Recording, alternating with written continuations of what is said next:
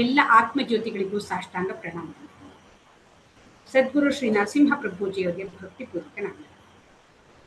ಎಲ್ಲರಿಗೂ ಇಂದಿನ ವಿವೇಕ ಚೂಡಾಮಣಿ ತರಗತಿಗೆ ಆದರದ ಸ್ವಾಗತ. ತರಗತಿಯನ್ನು ಪ್ರಾರಂಭ ಮಾಡೋಕ್ಕಿಂತ ಮುಂಚೆ ಸದ್ಗುರುಗಳಿಗೆ ಹಾಗೂ ಗುರು ಪರಂಪರೆಗೆ ನಮ್ಮ ಗೌರವವನ್ನು ಸಲ್ಲಿಸೋಣ. ಉಮಾ ಅವರೇ ಪ್ರಾರ್ಥನೆಯನ್ನು ಮಾಡಿ ತರಗತಿಯನ್ನು ಮುಂದುವರಿಸಿ.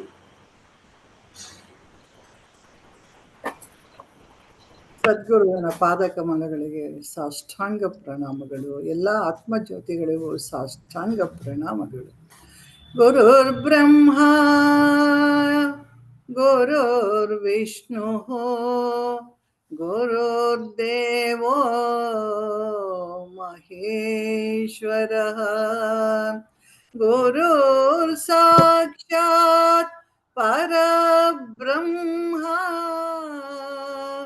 ತಸ್ಮೈ ಶ್ರೀ ಗುರವೇ ನಮಃ. ಅಖಂಡ ಮಂಡಲಾಕಾರಂ ವ್ಯಾಪ್ತಂ ಯೇನ ಚರಾಚರಂ ತತ್ಪದಂ ದರ್ಶಿತಂ ಯೇನ ತಸ್ಮೈ ಶ್ರೀ ಗುರವೇ ನಮಃ. ನಾರಾಯಣ ಸಮಾರಂಭಾಂ ಶಂಕರಾಚಾರ್ಯ ಮಧ್ಯಮಾಂ ಅಸ್ಮದಾಚಾರ್ಯ ಪರ್ಯಂತಾಂ ವಂದೇ ಗುರು ಪರಂಪರಾಂ.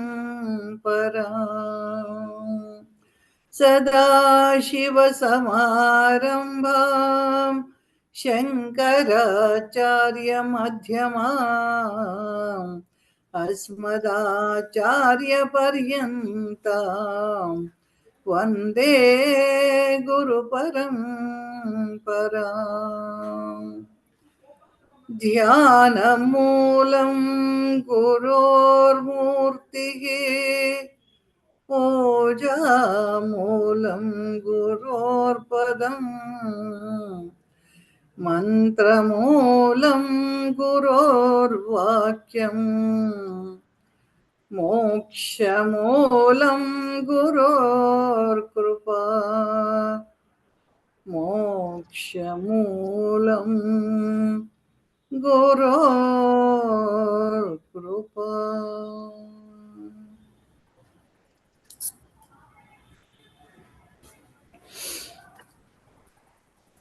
ಈ ದಿನ ಮತ್ತೆ ನಾವು ಆನಂದಮಯ ಕೋಶ, ಈಗ ಆಲ್ರೆಡಿ 4 ಸಲ ನಾವು ಆಗಿದೆ. ಈಗ ಅದರೊಳಗೆ ಮತ್ತೆ ಬ್ರೀಫ್ ಆಗಿ ಮತ್ತೆ ಇನ್ನೂ ಅದೇ ಆನಂದಮಯ ಕೋಶದ ನಾವು ಮತ್ತೆ ಕೆಲವೊಂದು ವಿಷಯಗಳನ್ನ ಡಿಸ್ಕಸ್ ಮಾಡ್ತಾ ಇದ್ದೀವಿ. ಅದರೊಳಗೆ ಆಲ್ರೆಡಿ ಸಾಕಷ್ಟು ವಿಷಯಗಳು ನಾವು ಹಿಂದೆ ಎಲ್ಲರನ್ನು ಚರ್ಚೆ ಮಾಡಿದ್ದೀವಿ, ಅದ್ರ ಬಗ್ಗೆ ಎಲ್ಲ ತಿಳ್ಕೊಂಡಿದ್ದೀವಿ. ಇದರೊಳಗೆ ಯಾವ್ದಾದ್ರು ಒಂದು ಸ್ವಲ್ಪ ಬಿಟ್ಟು ಹೋಗಿರೋ ಅಂಥದ್ದು, ಏನಾದ್ರು ಒಂದು ಡೀಟೇಲ್ ಆಗಿ ಒಂದು ಸ್ವಲ್ಪ ನೋಡೋ ಅಂಥದ್ದು ಇದ್ರೆ ಅವುಗಳನ್ನ ನಾವು ಚರ್ಚೆ ಮಾಡೋಣ ಅಂತ ಹೇಳಿ ಇಲ್ಲಿ ನಾವು ಒಂದು ಇದು ಮಾಡ್ಬೋದು. ಈ ಜ್ಞಾನಿ ಮತ್ತೆ ಅಜ್ಞಾನಿಗಳು ಕೋಶನ ಹೇಗೆ ತಿಳ್ಕೊತಾನೆ ಅಂತ ಹೇಳಿ ಒಂದು ನೀರಿನ ಉದಾಹರಣೆ ಮೂಲಕ ರಜಿತಾ ತಿಳಿಸ್ತೀರಾ?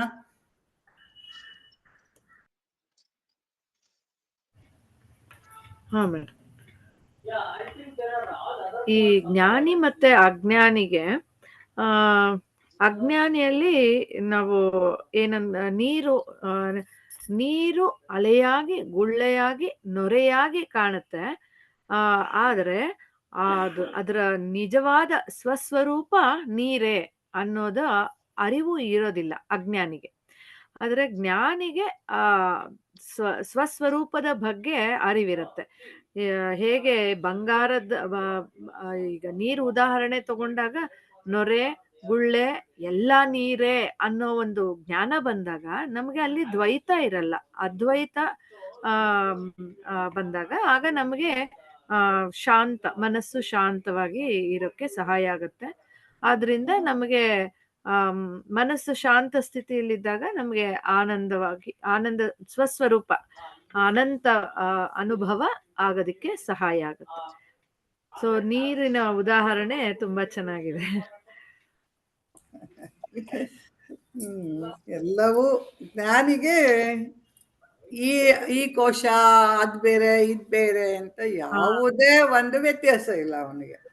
ಅವನು ಎಲ್ಲವೂ ಆತ್ಮನೇ ಅಂತ ಹೇಳಿ ಅವನು ಅದನ್ನ ಪರಿಗಣಿಸ್ಕೊಂಡಿರ್ತಾನೆ. ಅವ್ನಿಗೆ ಯಾವ್ದೇ ಈಗ ಇದು ಮನ್ಸು ಬೇರೆ, ಇದು ಬುದ್ಧಿ ಬೇರೆ, ಇದು ಬೇರೆ, ದೇಹ ಬೇರೆ ಅಂತ ಯಾವುದೂ ಇಲ್ಲ. ಅವನ ದೃಷ್ಟಿಯಲ್ಲಿ ಎಲ್ಲವೂ ಆತ್ಮವೇ, ಎಲ್ಲಾ ಕೋಶಗಳು ಆತ್ಮವೇ.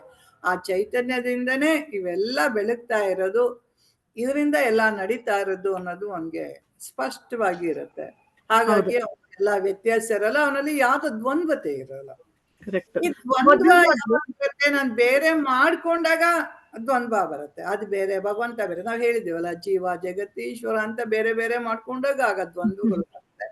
ಅದರಿಂದ ಎಲ್ಲ ಬೇರೆ ಬೇರೆ, ಪ್ರಪಂಚ ಬೇರೆ ಆಗಿ ಕಾಣಿಸುತ್ತೆ, ಇನ್ನೊಬ್ರು ಬೇರೆ ಆಗಿ ಕಾಣಿಸುತ್ತೆ, ಸುಖ ದುಃಖಗಳೆಲ್ಲ ಬರುತ್ತೆ ಅಂತ. ಯಾವಾಗ ನಾವು ಅದನ್ನ ಎಲ್ಲವೂ ಆತ್ಮನೇ ಅಂತ ಮಾಡ್ಕೊಂಡಾಗ, ಈಗ ನನ್ ನೋಡ್ ನಾನೇಂತ ದುಃಖ ಪಟ್ಕೊಳ್ಳೋದು, ನನ್ ನೋಡ್ ನಾನು ಏನ್ ಸಂತೋಷ ಪಟ್ಕೊಳ್ಳೋದು ಅಲ್ವಾ?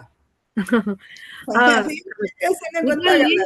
ನನ್ಗೆ ಮೊದ್ಲು ಒಂದ್ ಡೌಟ್ ಬರ್ತಾ ಇತ್ತು ಮೇಡಮ್, ಇದೆಲ್ಲ ನಾವಲ್ಲ ಅಂತಂದ್ಮೇಲೆ ಯಾಕೆ ಇದಕ್ಕೆಲ್ಲ ಅಟೆನ್ಷನ್ ಕೊಡ್ಬೇಕು ಅನ್ನೋದು ಒಂದ್ ಡೌಟ್ ಬರ್ತಾ ಇತ್ತು ಮೊದ್ಲು.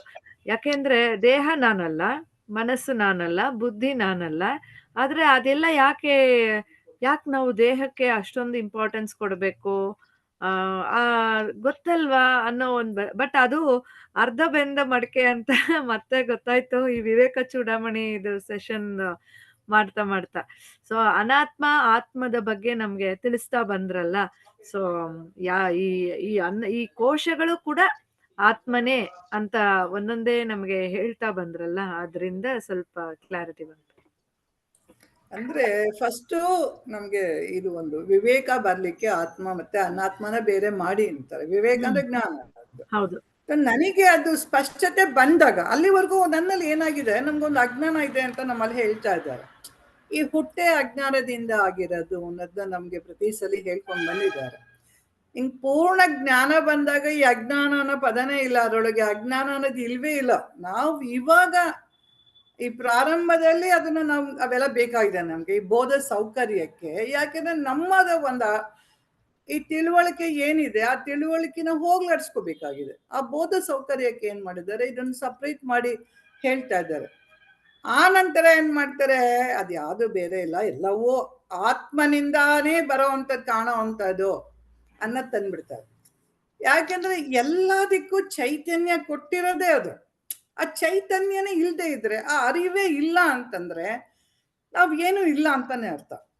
ಆ ಚೈತನ್ಯ ಇದ್ದಾಗ ಮಾತ್ರ ಇವೆಲ್ಲ ನಡೆಯುವಂಥದ್ದು. ನಾವೇನ್ ಮಾತಾಡ್ತಾ ಇರೋದು, ಕೈಯಲ್ಲಾಡಿಸ್ತಾ ಇರೋದು, ಇನ್ನೊಂದು ಮಾಡ್ತಾ ಇರೋದು. ಅದಿಲ್ಲ ಅಂತಂದ್ರೆ ಇವಕ್ಕೆ ಯಾವಕ್ಕೂ ಬೆಲೆನೇ ಇಲ್ಲ. ಅದಕ್ಕೆ ಸ್ಪಷ್ಟ ತರ್ತಾರೆ, ಜಡ ಇವೆಲ್ಲ ಅಂತ ಹೇಳಿ.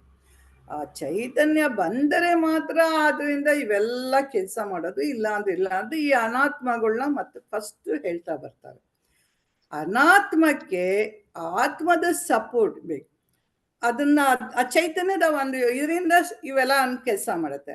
ಆ ಚೈತನ್ಯಕ್ಕೂ ಒಂದು ಕೆಲಸ ಮಾಡಕ್ಕೆ ಒಂದು ಸಾಧನಗಳು ಬೇಕು. ಆ ಸಾಧನಗಳನ್ನ ಅದು ಉಪಯೋಗಿಸ್ಕೊಳತ್ತೆ. ಇವುಗಳು ಈ ಬೆಳಕಿನಲ್ಲಿ ಇವು ಕೆಲಸ ಮಾಡೋದು. ಅದಕ್ಕೆ ತುಂಬಾ ಚೆನ್ನಾಗಿರೋ ಉದಾಹರಣೆ ನಮಗೆ ಕೊಟ್ಟಿದ್ದಾರೆ. ಎಲೆಕ್ಟ್ರಿಸಿಟಿ, ಒಂದು ಫ್ಯಾನ್ ಉದಾಹರಣೆ ಕೊಟ್ಟಿದ್ದಾರೆ ನಮ್ಗೆ, ಹೇಗೆ ಅದು ತಿರುಗತ್ತೆ. ಫ್ಯಾನ್ ವಿಂಗ್ಸ್ ಬೇರೆ, ಇದ್ರ ಎಲೆಕ್ಟ್ರಿಸಿಟಿ ಬೇರೆ ಅಂತ. ಆ ಕರೆಂಟಿನ ಒಂದು ಸಂಪರ್ಕಕ್ಕೆ ಬಂದಾಗ ಫ್ಯಾನ್ ತಿರುಗತ್ತೆ.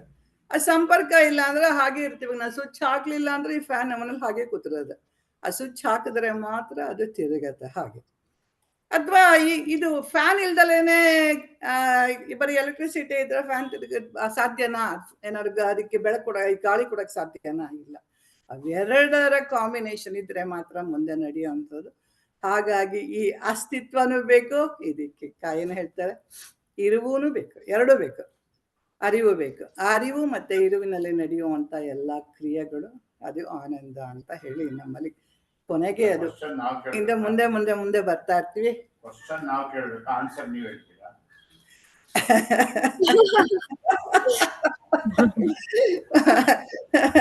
ನಾವು ಆನಂದಮಯ ಕೋಶ ಕೊಟ್ಟೋಗ್ತೀವಿ ಮೇಡಮ್, ನಿಜವಾಗ್ಲು. ನಾವು ಈಗ ಏನ್ ಗೊತ್ತಾ, ಈಗ ಆಲ್ರೆಡಿ ಎಲೆಕ್ಟ್ರಿಸಿಟಿ ಬಲ್ಬ್ ಅದೆಲ್ಲ ನಾವು ಹಿಂದೆನೆ ಅದೆಲ್ಲ ಸಾಕಷ್ಟು ಡಿಸ್ಕಸ್ ಮಾಡಿದೀವಿ. ಸುಮ್ನೆ ಇನ್ನೂ ಒಂದ್ಸಲಿ ಆ ನಾಲೆಡ್ಜ್ಗೋಸ್ಕರ ಮತ್ತೆ ಮಾತಾಡಿದ್ರು ಅಷ್ಟೇ. ಇವ್ರು ಇಲ್ಲಿ ನಾವು ಕ್ವಶನ್ ಕೇಳ್ಬೇಕಾ ನೀವು ಉತ್ತರ ಹೇಳ್ತೀರಾ ಅಂತ ಇದ್ದಾರೆ. ಸೊ ಇಲ್ಲಿ ನಮ್ಮ ರಜಿತಾ ಅವರು ಇವಾಗ ಯೋಗದಲ್ಲಿ ಎಕ್ಸ್ಪರ್ಟ್ ಅವರು. ಸೊ ಇವಾಗ ಅಷ್ಟಾಂಗ ಯೋಗ ಅಲ್ಲಿ ಎರಡು ಯೋಗ ವಿಚಾರಗಳು ತರ್ತಾ ಇದ್ದಾರೆ. ಒಂದು ಯೋಗ ವಿಚಾರದಲ್ಲಿ ಜ್ಞಾನ ವಿಚಾರ ಅಂತ ಹೇಳ್ತಾ ಇದ್ದಾರೆ. ನಾವು ಈ ಬಗ್ಗೆ ಸಾಕಷ್ಟು ಅಪರೋಕ್ಷ ಅನುಭೂತಿ ನಾವು ಮಾಡಿದಾಗ ಇದ್ರ ಬಗ್ಗೆ ತುಂಬಾ ಡಿಸ್ಕಸ್ ಮಾಡಿದ್ದೀವಿ. ಆಮೇಲೆ ದೃಗ್ದೃಶ್ಯ ವಿವೇಕದಲ್ಲೂ ನಾವು ಒಂದು ಸ್ವಲ್ಪ ಇದೆಲ್ಲ ಡಿಸ್ಕಸ್ ಮಾಡಿದ್ದೀವಿ. ಯೋಗ ಮಾರ್ಗದಲ್ಲಿ ಹೇಗಿರುತ್ತೆ, ಅಷ್ಟಾಂಗ ಯೋಗದಲ್ಲಿ ಅದ್ರೊಳಗೆ ಹೇಗೆ ಹೋಗ್ತೀವಿ, ಆಮೇಲೆ ಇದ್ರ ಜ್ಞಾನ ಮಾರ್ಗ ಅಂದ್ರೆ ರಮಣ ಮಹರ್ಷಿಗಳು ಜ್ಞಾನ ಮಾರ್ಗನ ನಮಗೆ ವಿವರಿಸ್ತಾರೆ. ಇದೆರಡನ್ನೂ ಗುರುಜಿ ಇಲ್ಲಿ ಹೇಳಿದ್ದಾರೆ. ನಮ್ಮ ಇವರು ಹೇಳ್ತಾರೆ ಇವಾಗ ಕಲ್ಯಾಣಿಯವರು. ಆಮೇಲೆ ಅದನ್ನ ಬೇಕಾದ್ರೆ ಇನ್ನೊಂದ್ಸಲಿ ನಾವು ಹಿಂದೆ ನೋಡಿದ್ವಲ್ಲ ರಮಣ ಮಹರ್ಷಿಗಳದ್ದು, ಮತ್ತೆ ಇದನ್ನ ಹೇಗೆ ನಾವು ಮಾಡ್ಕೊಳ್ಳೋದು ಬಂದ್ ಮಾಡ್ಕೊಳ್ಳೋದು ಅಂತೇಳಿ. ಕಲ್ಯಾಣಿ ಮೇಡಮ್, ಯೋಗ ವಿಚಾರ ಜ್ಞಾನ ವಿಚಾರ ಅದಕ್ಕೆ ಬೇರೆ ಒಂದು ಉದಾಹರಣೆ ಬೇರೆ ಇದೆ. ಒಂದು ಸನ್ಯಾಸಿ ಉದಾಹರಣೆ ಬೇರೆ ಇದೆ ಅದ್ರೊಳಗೆ.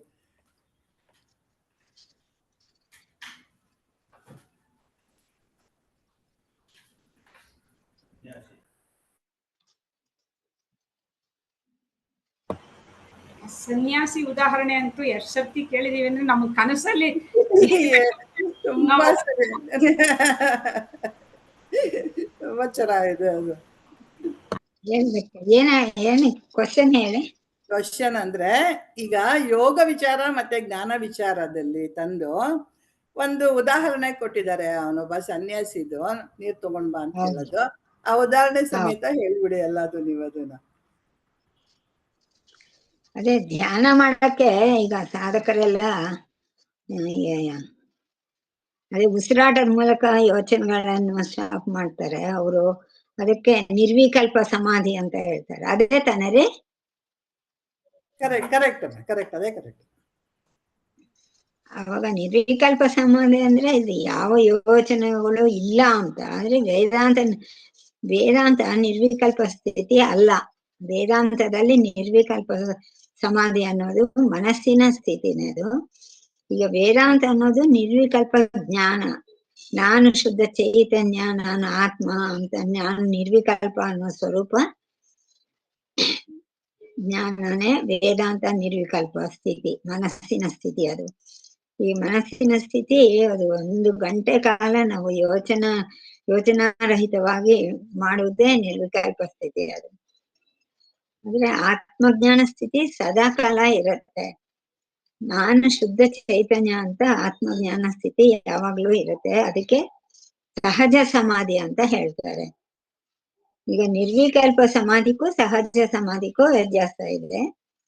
ಒಬ್ಬ ಯೋಗಿ ನಿರ್ವಿಕಲ್ಪ ಸಮಾಧಿಯಲ್ಲಿ ಗಂಟೆಗಟ್ಟಲೆ ಕೂತ್ಕೊಂಡಿರ್ತಾನೆ. ಅಂದ್ರೆ ಅವನು ನದಿ ತೀರಕ್ಕೆ ಹೋಗ್ತಾನೆ. ಆ ನದಿ ತೀರದಲ್ಲಿ ತನ್ನ ಶಿಷ್ಯನಿಗೆ 1 ಗ್ಲಾಸ್ ನೀರ್ ತಗೊಂಬ ಅಂತ ಹೇಳ್ತಾನೆ.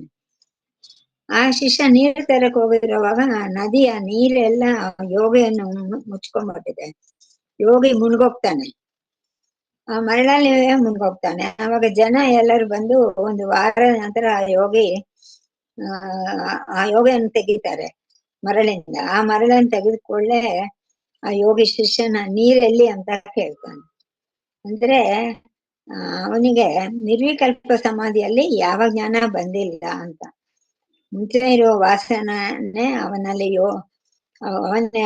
ಹೋಗಿಲ್ಲ. ನಿರ್ವಿಕಲ್ಪ ಸಮಾಧಿಯಲ್ಲಿ ಯಾವುದೇ ಧ್ಯಾನ ಸಾಧ್ಯ ಇಲ್ಲ. ಅಂದ್ರೆ ನಿರ್ವಿಕಲ್ಪ ಸಮಾಧಿ ಬೇರೆ, ಸಹಜ ಸಮಾಧಿ ಬೇರೆ ಅಲ್ವಾ ಮೇಡಮ್? ಹೌದು. ಅದಕ್ಕೆ ವೇದಾಂತ ಹೇಳುತ್ತೆ ಎಚ್ಚರ ಸ್ಥಿತಿಯಲ್ಲಿ ಜ್ಞಾನ ಸಾಧ್ಯ ಆಗ್ಬೇಕು. ಆದ್ರೆ ಶ್ರವಣ ಮನನ ನಿಧಿಧ್ಯಾಸ ಈ 3ನೂ ಆಗ್ಬೇಕು. ಅವಾಗ ಅಜ್ಞಾನದ ಮೂಲಕ ನಾನು ಬ್ರಹ್ಮ ಸ್ವರೂಪಿ ಅಂತ ನಾವು ಆ ಜ್ಞಾನದ ಮೂಲಕ ನಾನು ಬ್ರಹ್ಮ ಅದು ಶ್ರವಣ ಮನನ ನಿಧಿಧ್ಯಾಸದ ಆ ಜ್ಞಾನದ ಮೂಲಕ ನಾವು ಬ್ರಹ್ಮ ಸ್ವರೂಪಿ ಅಂತ ನಾವು ತಿಳ್ಕೋಬೇಕು. ಅದಕ್ಕೆ ವೇದಾಂತ ಹೇಳುತ್ತೆ ನಿರ್ವಿಕಲ್ಪ ಸಮಾಧಿ ಬೇಕಾಗಿಲ್ಲ ಅಂತ ಹೇಳ್ತಾ ಇಲ್ಲ. ಆದ್ರೆ ನಿರ್ವಿಕಲ್ಪ ಸಮಾಧಿ ಉಪಯೋಗ ಇದೆ. ನಿರ್ವಿಕಲ್ಪ ಸಮಾಧಿಯಲ್ಲಿ ಜ್ಞಾನ ಇರಲ್ಲ, ಅದು ಒಂದು ರೀತಿ ಗಾಢ ನಿದ್ದೆಯ ಸ್ಥಿತಿ. ಅಲ್ಲಿ ಆನಂದ ವ್ಯಕ್ತ ಆಗುತ್ತೆ, ಅದು ಆನಂದ ಸ್ವರೂಪ. ಆದ್ರೆ ಜ್ಞಾನ ಮಾತ್ರ ಇರಲ್ಲ, ಅವ್ರಿಗಾಗಲ್ಲ. ಇನ್ನ ಹೇಳ್ಬೇಕಾರೆ ಬೇಡ ಮೇಡಮ್, ಅದೇ ಹಾಗೆ ಕಂಟಿನ್ಯೂ ಆಗುತ್ತೆ. ಜ್ಞಾನ ಅನ್ನೋದು ಮುಖ್ಯ ಅನ್ನೋದನ್ನ ಇದ್ರೊಳಗೆ ನಾವು ಜ್ಞಾನ ಹೇಳ್ತಾ ಮುಖ್ಯ. ಇದ್ದೀವಿ. ಕಲ್ಯಾಣಿ ಜ್ಞಾನ ಅವರೇ, ಅನ್ನೋದು ಹೇಳಿ ಮೇಡಮ್. ನಿರ್ವಿಕಲ್ಪದಲ್ಲಿ ಏನಾಗತ್ತೆ, ಅವನು ಇಟ್ಕೊಳ್ತಾನೆ, ಸಮಾಧಿಗೂ ಹೋಗ್ತಾನೆ, ಆದ್ರೆ ಅವ್ನಿಗೆ ಏನಾಗತ್ತೆ, ಅಲ್ಲಿ ಜ್ಞಾನ ಬಂದಿರಲ್ಲ, ಅದು ಒಂದು ಗಾಢ ನಿದ್ರೆ ಸ್ಥಿತಿ ಆಗ್ಬಿಡತ್ತೆ. ಅದು ಉಪಯೋಗ ಆಗಲ್ಲ ಅಂತಲ್ಲ, ಅದು ಉಪಯೋಗ ಆಗುತ್ತೆ. ಆದ್ರೆ ಅದರಿಂದ ಏನಾಗತ್ತೆ, ಒಂದ್ ಸ್ವಲ್ಪ ಕಾಲದ ತನಕ ಮನಸ್ಸು ಸಮಾಧಾನ ಇರುತ್ತೆ. ಈಗ ಇವನು ಸನ್ಯಾಸಿ ಹೋದ್ನಲ್ಲ, ಹೋಗಕ್ ಮುಂಚೆ ಹೋದ ಅವನು, ನೀರ್ ಅನ್ನೋದು ಅವನೊಳಗೆ ಇತ್ತು. ಅವನಿಗೇನಾಯ್ತು, ನಾನು ಅಹಂ ಬ್ರಹ್ಮಾಸ್ಮಿ ಅಂತ ಏನಾದ್ರು ಕುತ್ಕೊಂಡು ಹೋಗಿದ್ದಿದ್ರೆ ಅವ್ನು ಎಚ್ಚರ ಆಗ್ಬೇಕಾದ್ರೂ ಆ ಹಂತಕ್ಕೆ ಹೋಗ್ತಾ ಇದ್ದ. ಅದು ಅವನೇನ್ ಮಾಡ್ದ, ನೀರ್ ತಗೊಂಬ ಅಂತ ಹೇಳ್ತು, ತರಸೊಳಗೆ ಒಂದ್ ನೆರೆ ಬಂತು ನೀರು, ಅದ್ರೊಳಗೆ ತೆಲ್ ಹೋಗ್ಬಿಟ್ಟ. ಅವನಿಗೆ ಎಚ್ಚರ ಆದಾಗ ಏನಾಯ್ತು, ಅವನಿಗೆ ಯಾವ ಭಾವದಲ್ಲಿ ಕೂತಿದ್ನೋ ಆ ಭಾವನೆ ಅವನಿಗೆ ಬಂತು. ನಾನು ನೀರ್ ಹೇಳಿದ್ನಲ್ಲ ಅಂತ ಜ್ಞಾಪಿಸ್ಕೊಂಡ ಅವಾಗ. ಅಂದ್ರೆ ಅವನಿಗೆ ಆ ಜ್ಞಾನ ಬರ್ಲಿಲ್ಲ ಅನ್ನೋದಕ್ಕೆ ಈ ಒಂದು ಉದಾಹರಣೆನ ಕೊಡ್ತಾ ಇದ್ದಾರೆ ನನಗೆ ಅಷ್ಟೇನೆ. ಅಂದ್ರೆ ಈ ಜ್ಞಾನ ಅನ್ನೋದು ಈ ಸಮಾಧಿಲಿ ಕೂತ್ಕೊಂಡಾಗ ಬರಲ್ಲ, ನೀನು ಎಚ್ಚರ ಸ್ಥಿತಿಲೇ ಫಸ್ಟ್ ಪಡ್ಕೊ. ನೀನು ಎಚ್ಚರ ಸ್ಥಿತಿಲಿ ಶ್ರವಣ ಮನನ ನಿಧಿಧ್ಯಾಸದಿಂದ ನೀನು ಜ್ಞಾನ ಪಡ್ಕೊಂಡು ನೀನ್ ಯಾರು ಅಂತ ತಿಳ್ಕೊಂಡು ಆಮೇಲೆ ನೀನು ಸಮಾಧಿಲಿ ಕೂತಾಗ ನಿನ್ಗೆ ಆ ಸಮಾಧಿದ ಅನುಭವ ಆಗತ್ತೆ ಅನ್ಕೊಳ್ಳಿ. ಇಲ್ಲ ಅಂತ ಕೂತಾಗ ನಿನ್ಗೆ ಏನಾಗುತ್ತೆ, ತಾತ್ಕಾಲಿಕವಾಗಿ ಖಂಡಿತ ಎಲ್ಲವೂ ಉಪಯೋಗ ಆಗುವಂಥದ್ದೇ, ಅವೆಲ್ಲ ಯಾವುದು ಉಪಯೋಗ ಆಗಲ್ಲ ಅಂತಲ್ಲ. ಆದ್ರೆ ಅದಕ್ಕೆ ತುಂಬಾ ವರ್ಷಗಳು ಬರೀ ನೀ ಕೂತೇ ಇರ್ತೀಯ. ನೀನು ಏನಕ್ಕೆ ಕೂತಿದ್ಯಾ ಅಂತ ಗೊತ್ತಿರಲ್ಲ ಅಷ್ಟೇನೆ. ಕೂತ್ಕೊಳ್ತಾ ಇರ್ತೀವಿ, ಅದು ಎಚ್ಚರನೋ ನಿದ್ದೆನೋ ಅದೇನು ಗೊತ್ತಾಗಲ್ಲ. ಅದು ಒಂದೊಂದ್ಸಲಿ ಗಾಢ ನಿದ್ರೆ ಆಗಿರಬಹುದು, ಇನ್ನೊಂದು ಆಗಿರ್ಬೋದು. ಸೊ ಹಾಗಾಗಿ ನಿನ್ಗೆ ಅದು ಸಿಗೋದಿಲ್ಲ ಅಂತ ಜ್ಞಾನನೇ ತುಂಬಾ ಮುಖ್ಯ ಅನ್ನೋದನ್ನ ನಮ್ಗೆ ತುಂಬಾ ಚೆನ್ನಾಗಿ ತಿಳಿಸ್ಕೊಡ್ತಾ ಇದ್ದಾರೆ. ಇದ್ರೊಳಗೆ ನಾವು ಒಂದು ಸಲ ಅಷ್ಟಾಂಗ ಯೋಗ, ಇದು ನಮ್ಮ ಮೇಡಮ್. ಇವಾಗ ಕಲ್ಯಾಣಿ ಅವರೇ, ನೀವು ಇವಾಗ ಕೇಳಿದ್ರಿ ಸಹಜ ಸಮಾಧಿ ಬೇರೆ ನಿರ್ವಿಕಲ್ಪ ಸಮಾಧಿ ಬೇರೆನಾ ಅಂತ ಕೇಳಿದ್ರಿ. ಈಗ ನೀವೇ ಉತ್ತರ ಹೇಳಿದ್ರಿ. ಹೌದು, ಸಮಾಧಿ ಏನು, ಅಂದ್ರೆ ಜ್ಞಾನ ಬೇರೆ, ಸಹಜ ಜ್ಞಾನ ಸಮಾಧಿ. ಇರ್ಬೇಕು. ಸಹಜ ಸಮಾಧಿ ಅಂದ್ರೆ ಏನು? ಅದೇ ನಾನು ಬ್ರಹ್ಮಸ್ವರೂಪಿ ಅಂತ ತಿಳ್ಕೊಳ್ಳೋದೇ ಸಹಜ ಸಮಾಧಿ. ಅದು ಆ ಜ್ಞಾನ ಯಾವಾಗ್ಲೂ ಇರುತ್ತೆ ಸಹಜ ಸಮಾಧಿಯಲ್ಲಿ ಅಲ್ವಾ? ಹೌದು. ಅಂದ್ರೆ ಇವಾಗ ನಿರ್ವಿಕಲ್ಪ ಸಮಾಧಿಯಲ್ಲಿ ಅವ್ರು ಹೇಳಿದ ಹಾಗೆ ಅದೆಲ್ಲ ಉದಾಹರಣೆ ನೀವು ಹೇಳಿದ್ರಿ, ಸನ್ಯಾಸಿದು ನೀರ್ ತರೋದು ಎಲ್ಲ, ಅಲ್ಲಿ ಇನ್ನೇನು ಜ್ಞಾನ ಇಲ್ಲ, ಸುಮ್ಮನೆ ಮನಸ್ಸು ಶಾಂತ ಆಯ್ತು ಅಷ್ಟೇ. ಫಾರ್ ಎ ಟೆಂಪರರಿ ಪೀರಿಯಡ್ ಮನಸ್ಸು ಕಾಮ್ ಆಗಿದೆ ಅಷ್ಟೇ. ಆ ನಿರ್ವಿಕಲ್ಪ ಸಮಾಧಿಯಲ್ಲಿ, ಯೋಗದ ನಿರ್ವಿಕಲ್ಪ ಸಮಾಧಿಯಲ್ಲಿ ಬರೋದು ಅಷ್ಟೇ. ಯಾಕೆಂದ್ರೆ ಅಲ್ಲಿ ಯಾವುದು ಟೀಚಿಂಗ್ ನಿಮ್ಗೆ ಹೇಳಲಿಲ್ಲ. ಇವಾಗ ಇಲ್ಲಿ ನಮ್ಗೆ ಏನಾಗಿದೆ, ಟೀಚಿಂಗ್ ಕೊಡ್ತಾ ಇದ್ದಾರೆ. ಏನಂತ ಟೀಚಿಂಗ್ ಕೊಡ್ತಿದ್ದಾರೆ, ನೀನು ತತ್ವಮಸಿ ಅಂತ ಟೀಚಿಂಗ್ ಕೊಡ್ತಿದ್ದಾರೆ. ಈ 4 ಮಹಾವಾಕ್ಯಗಳು ಏನೇನು ಅಂತ ಹೇಳ್ತಾ ಇದ್ದಾರೆ, ಯಾವ ತರಹ ಅದನ್ನ ಅನಲೈಸ್ ಮಾಡಬೇಕು ಅಂತ ಹೇಳ್ತಾ ಇದ್ದಾರೆ. ಆಮೇಲೆ ಗುರುವಾಕ್ಯವನ್ನು ಶ್ರವಣ ಮಾಡಿ ಈ ತರ ಕ್ಲಾಸ್ಗಳಲ್ಲಿ ಅದನ್ನ ಮನನ ಮಾಡ್ಕೋಬೇಕು. ಆಮೇಲೆ ನಿಧಿಧ್ಯಾಸಕ್ಕೆ ಕೂತಾಗ ಏನು, ನಿಧಿಧ್ಯಾಸದಲ್ಲಿ ಮೊದಲು ರೂಪಾನುವಿದ್ ಸರಿಕಲ್ಪ ಸಮಾಧಿ, ಶಬ್ದಾನುವಿದ್ ಸರಿಕಲ್ಪ ಸಮಾಧಿಯಲ್ಲಿ ನಾನು ಹೇಗೆ ಸಾಕ್ಷಿ ಅನ್ನೋದನ್ನ ಸ್ಪಷ್ಟವಾಗಿ ತಿಳ್ಕೊಂಡು ಆ ಜ್ಞಾನದಿಂದ ನಿರ್ವಿಕಲ್ಪ ಸಮಾಧಿಯಲ್ಲಿ ಕೂತ್ಕೊಳ್ಳೋದು, ಅದು ಜ್ಞಾನ ಸಮಾಧಿ, ಜ್ಞಾನದ ನಿರ್ವಿಕಲ್ಪ ಸಮಾಧಿ.